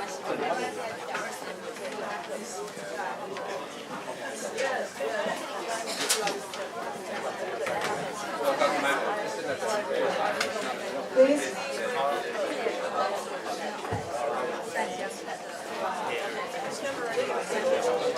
We need a number 2. Who's the 2? Okay. Okay, you guys already have a pair, so you're good. Okay, so just work together. Where do you? Oh, which number? 4. You're number 4. Is anyone else working on 4? Oh, they've got 2. We need 4. You guys are 2 people. Okay, so split up into 2 pairs.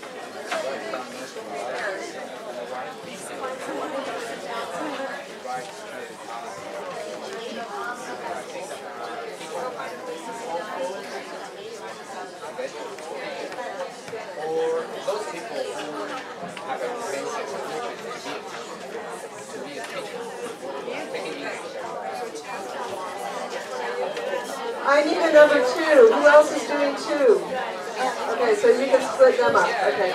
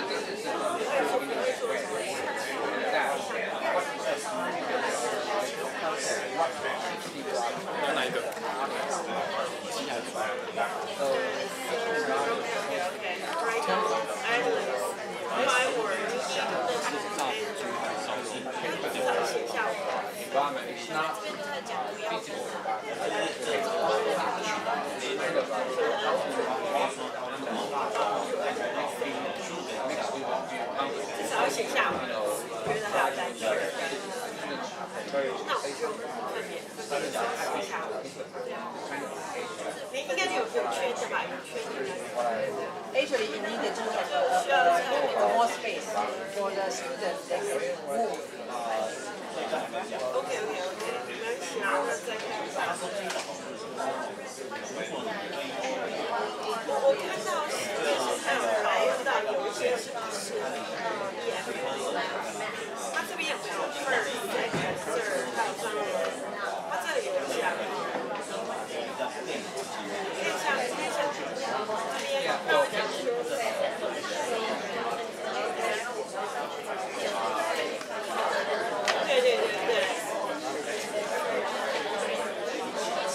So in a way, I mean, the teaching model,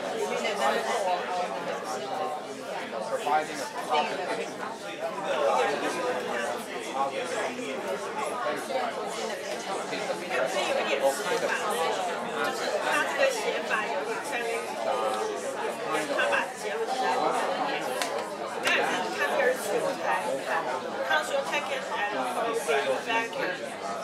They will probably convince many teachers that simply not worth taking paycheck, not worth other. 值得没有把它分析。So later we need to figure out So it's all about all about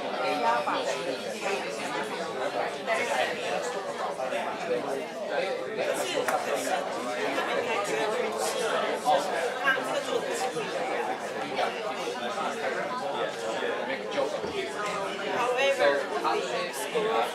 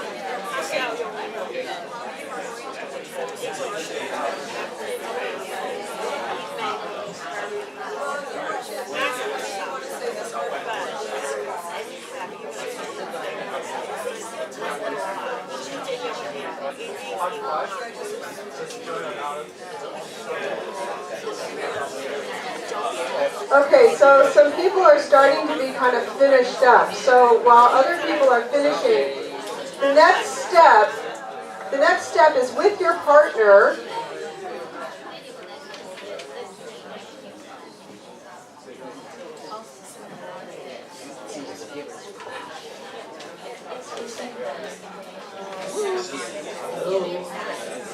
Hello? Pardon me. Stop! This is a challenge, right, in this classroom. Stop! Okay. You need to, next thing is I want you to, with your partner, kind of draft in your mind, or if you need to write down some notes, you can. You need to be able to tell other people who have not read your article about this article. Okay? So you need to say, my article is called, the title of my article is this, the author is this, it was written in what year, or posted in what year, and the main idea is this. Okay? All right, so you're preparing for your teaching group. Okay? So spend a couple minutes to put in your mind what you're going to say. It's up to you. Some students need to write down what they're going to say, but I don't like to encourage too much of that because then it becomes a writing exercise instead of a thinking speaking.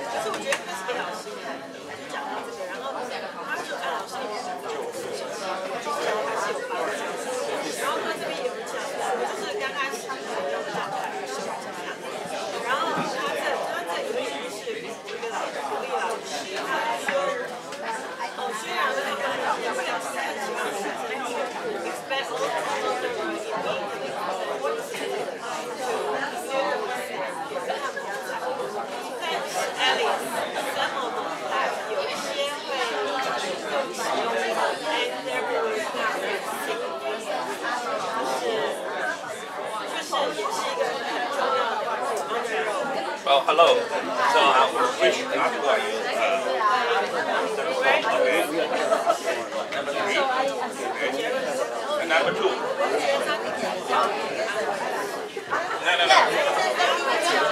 We can talk about this. What about your article? What is your article? Okay. Mine is 2. Okay, I go first. My topic is article 2. Okay. My topic is about classroom management, care and group work in health, ESL, that's the teaching, foreign language, second language. So this article was, which is right, the article right this article for the You guys are really unruly, I must say. Okay, teaching English in the second language. So Okay, can we come back together now, please?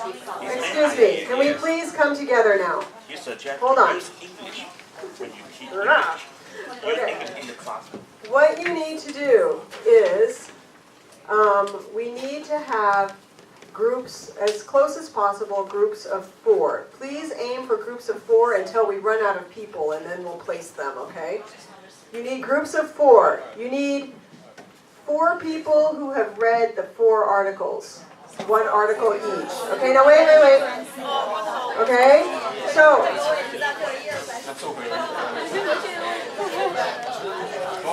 you need to go, you can go back to where you were, right? So you need to talk to... We need 1. If you go back to where you sat originally, We need 1. you should You got 1. You find come a group, We right? have 1, 2, 3, 4. We have 3, 4. I have 2. You have 4, right? 1, 2, 3, 4. Alright? 1, 2, 3, 4. And then you take turns telling your group about your article. This is the teaching group. You start. By teaching, it really shows that you know the material, right? And you'll learn it from other people.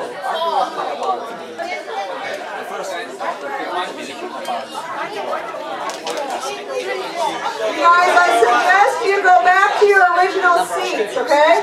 Please go back to your original seats.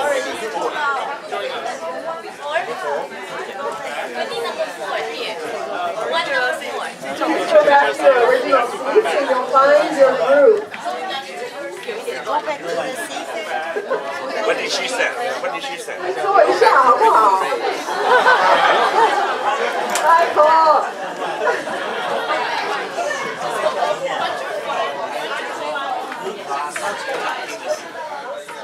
到吗？1、2、3、4，1、2、3、4 ，1、2、3、4，1、2、3、4。1、2、1、2、1。Okay. Yes. Okay.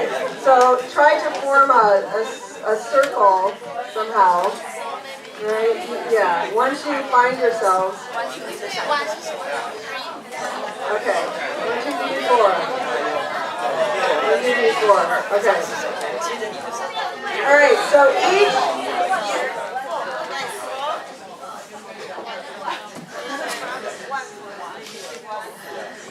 Then go article. Each one by one. Spend 1 minute. 1 minute. Explain your article to the other people. Okay. And listeners, when you are listening, you might want to take some notes.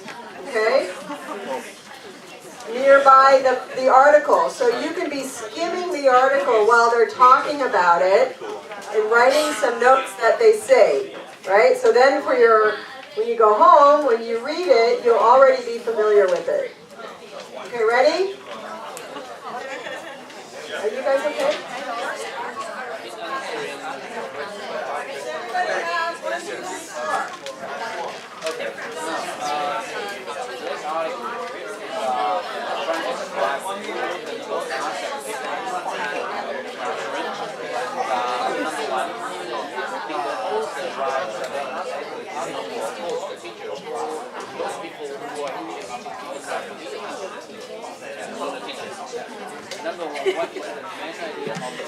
Welcome to my world. First of all, we analyze the advantages and disadvantages of teaching and space. Also suggest that both of them so don't give up. Number 3, where is the context of the article? What teaching about? Well, the main point is the article is about positive comments.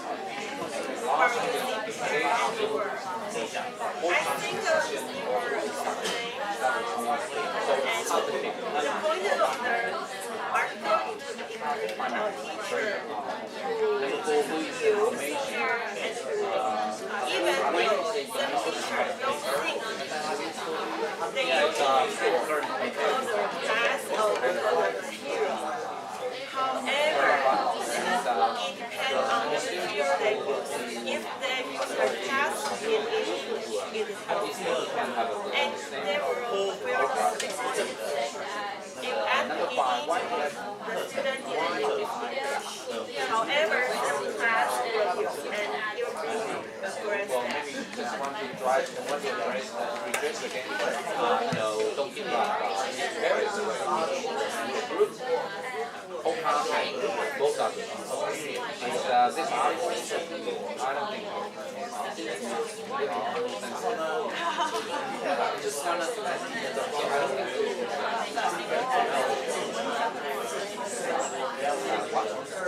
what do you say? The article is important.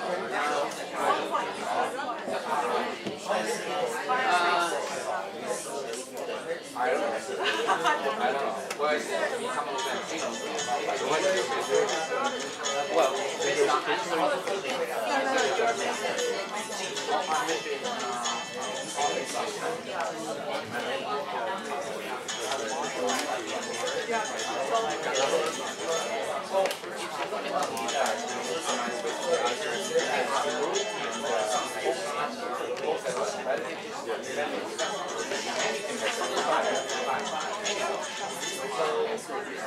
but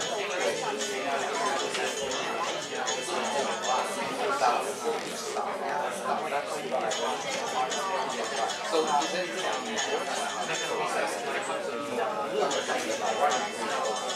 I think the important I don't think it's so important.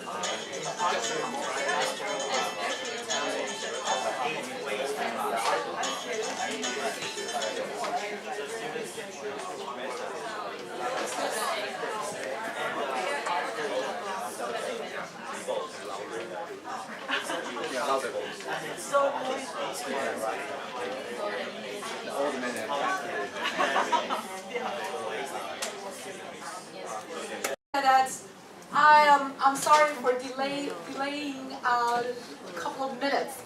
No, I'm here to defend her because we started the program like 6 or 7 minutes after the scheduled time.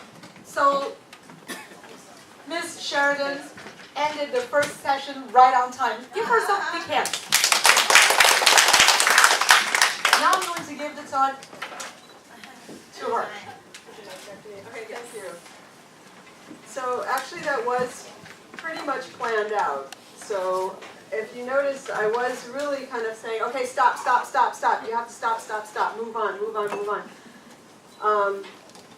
So I think you need to do that. I try to, in my classes, I kind of try to make it as a, humorous and kind of fun and something. I've heard some teachers, sometimes I actually do set the clock. I set an alarm on my phone and say, okay, when it goes off, we're done, we move on. So anyway, so dealing with the time. Let's see, now with all that build up, let's see how I do the second, the second time. So a proper repertoire, answer question, taking question, that kind of. I don't think so. I don't think so. Maybe you can have some part together with some part. So do all of your groups have a conclusion of some kind based on your... Yes. Yeah, for example, There's an activity design, the next question. So activity design. Yes. Actually, you needed to, I think that's question 3, define, right? What concepts? Okay, we need to move on. Yes. Yes. I think it's a topic and activity and design. What kind of and Yes. That's right. So do you use this one? They probably be always because you also about some topic, about something. So you use this one? So the simple difference, do you just yes or no? Yes. Nobody, I don't. Yes. Yeah, and why? Because I find out just without a proper procedure, without experience, without enough training for students, 10 questions, asking questions, and something. For example, I ask you to have a discussion, and the student raised it, and it takes a while. Yes. And student answer the question, well, I think, okay, then finish. Yes, right. So kind of a quick response and teach the student, okay, you are going to ask a question with the three patterns of this question. Do you think that right or wrong? What do you think? And a kind of model question, asking for that, and the student are supposed to answer and give them some kind of model. Well, I disagree with it because I think that student needs model, and then we don't know what kind of model. I call it brain testing. And it's very hard to communicate with people. I find communication is work sometimes. Yeah, I don't know. Yeah, that's good. Very limited. Well, most of us students are native speakers. English speakers. So I don't have any experience. I want to just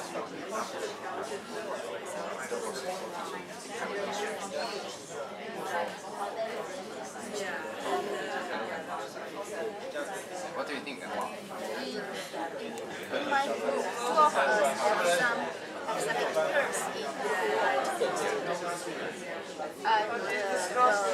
experience in my teach project, so they need to finish one project at the end of the semester. So the one is for the programming design, they need to do some project. And one of our friends teach in website design. She also has some experience in the web. So this is the non-profit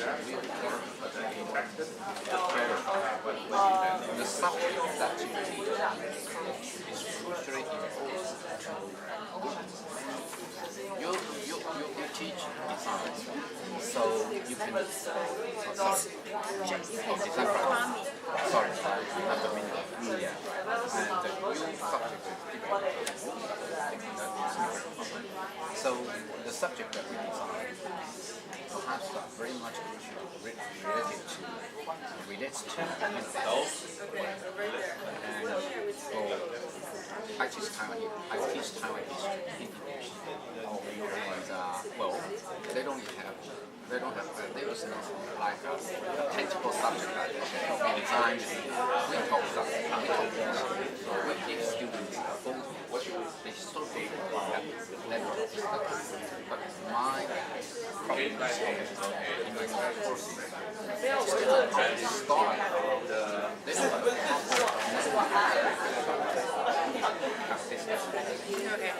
so this is my work, and I teach some cultural study courses, and this is all this is a problem.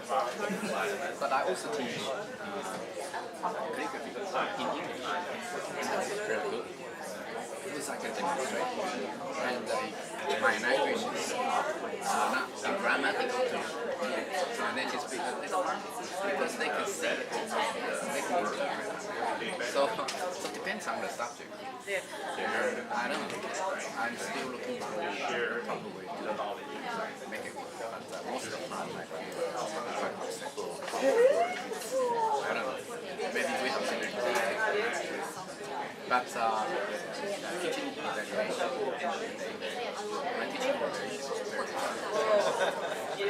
But I still don't think that is not what I want. Because I have students that have I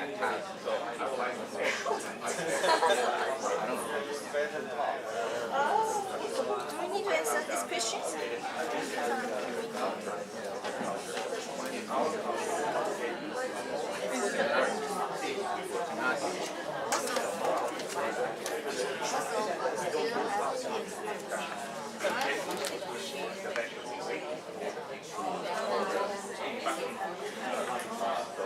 We don't know how to express our idea.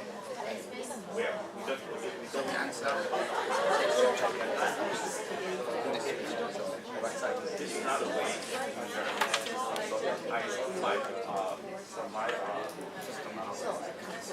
Yes, number one just the two persons answer yes, one answer no.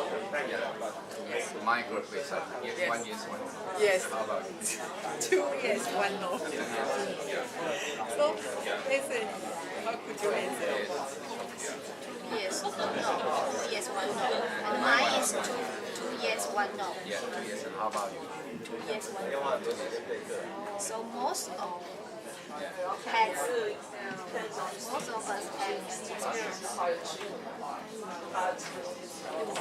The number 4 questions. I mean the question 4. Your main idea, your major findings. That's actually the topic is producing the course, which kind of and the potential showing part of painting, right? 谁是参与者？他自己是问题。Major findings. Yes, the topic and the result. Yes. Good. All the topic. What kind of subjects? Okay, so can we come back together now? So the people. Here's a good example of chaos in the classroom, right? But ultimately, you guys had a lot of really good discussions, and I think you're thinking, and you're debating, and you're considering really what, how do we deal with all this information, right? So, in a real class, then what I would do is the next period or the next week, then there would be the next section on your worksheet is narrowing down and taking out and coming up with a statement or a brief presentation of what you found in your group, right? So, but we're not going to be able to do that. But one question that came up about, we can do I'll address, I think, some of the issues that are coming up. People are saying, some people talk more, some people don't talk more. Do I need to be concerned if students aren't talking? Some people hog the conversation. Things like that. I'll talk about some of those things later, but we can also do a discussion of what you can do about that. Just very briefly, if one thing I would say, if certain students are not talking, but they're listening, listening is a kind of participation. Listening is a kind of activity.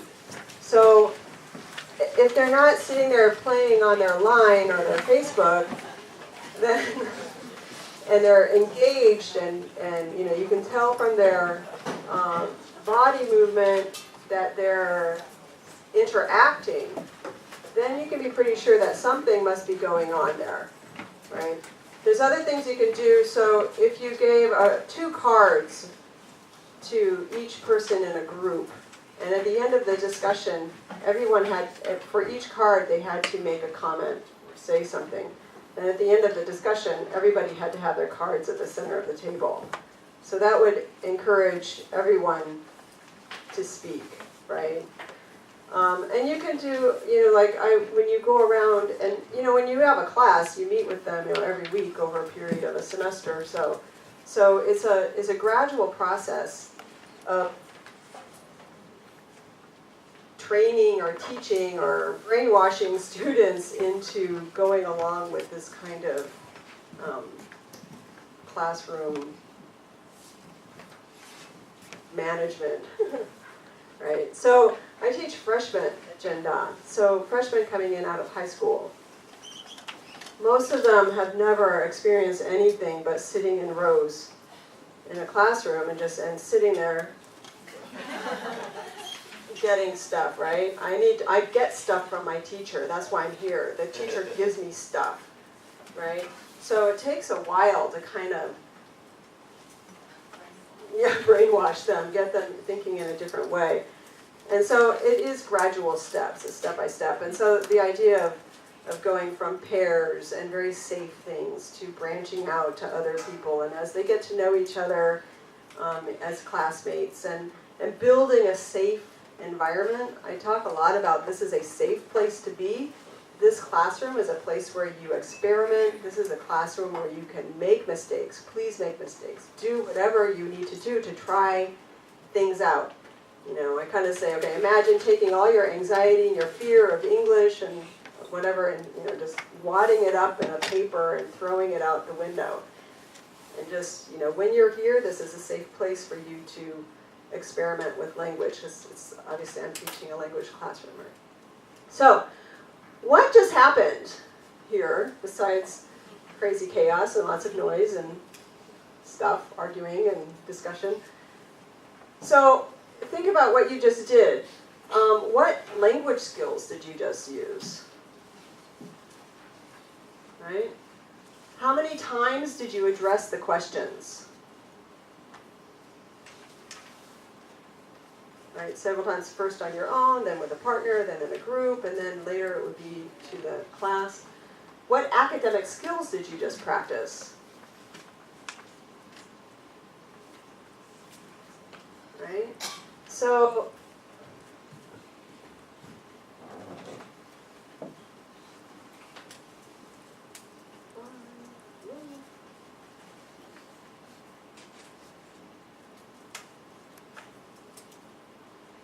So in part 1, so thinking about the questions on the handout, writing your notes. So at that point, learners are individually focusing on the material and becoming familiar with it to establish their own ideas. Right? So it's really, a lot of times students will, if they get into group without doing that, they just go along with what the first person who speaks says. And then interviewing 2 classmates and writing their notes about what they say. You're practicing asking questions and expressing your own ideas a couple times in a small, you know, safer kind of situation. And then when you're putting something into a Venn diagram, that's categorizing information, right? Thinking about similarities, differences, commonalities. And then when you're analyzing, interpreting it through those questions, those last questions, you're doing some critical thinking, you're having a discussion in English, some analyzing, right? And then in a final summary, right, that's going to be like generating findings. It's also going to be working on presentation skills. In my classes, I also, whenever we have a discussion and there's a final summary, I say, okay, 3 parts, answer the question, give me support, and give me a final opinion. So that I build that in from the very beginning, and so when we get to the point where we're talking about formal presentations, they have that kind of structure already in their heads about answer, support, conclude, answer, support, conclude. So that would be what would be happening in that last section. Okay, so not too bad. Part 1 is done, and it's 10:22. No, we're supposed to be done at 10:15, right? Not bad. Okay. So it's a lot of pushing, right? Okay, stop. You got to stop. I'm sorry, you got to stop. I hate having to tell people to stop when they're discussing, but you know, there's different parts of it. You know, it's not always a discussion, actually. So anyway, I hope that was useful to you. I hope you have a sense of what doing some group work can do. In the second part, when we come back, I'm going to talk a little bit about second language acquisition and some of the ideas behind this and some different types of way to design group work. Okay, thank you. Have a nice break.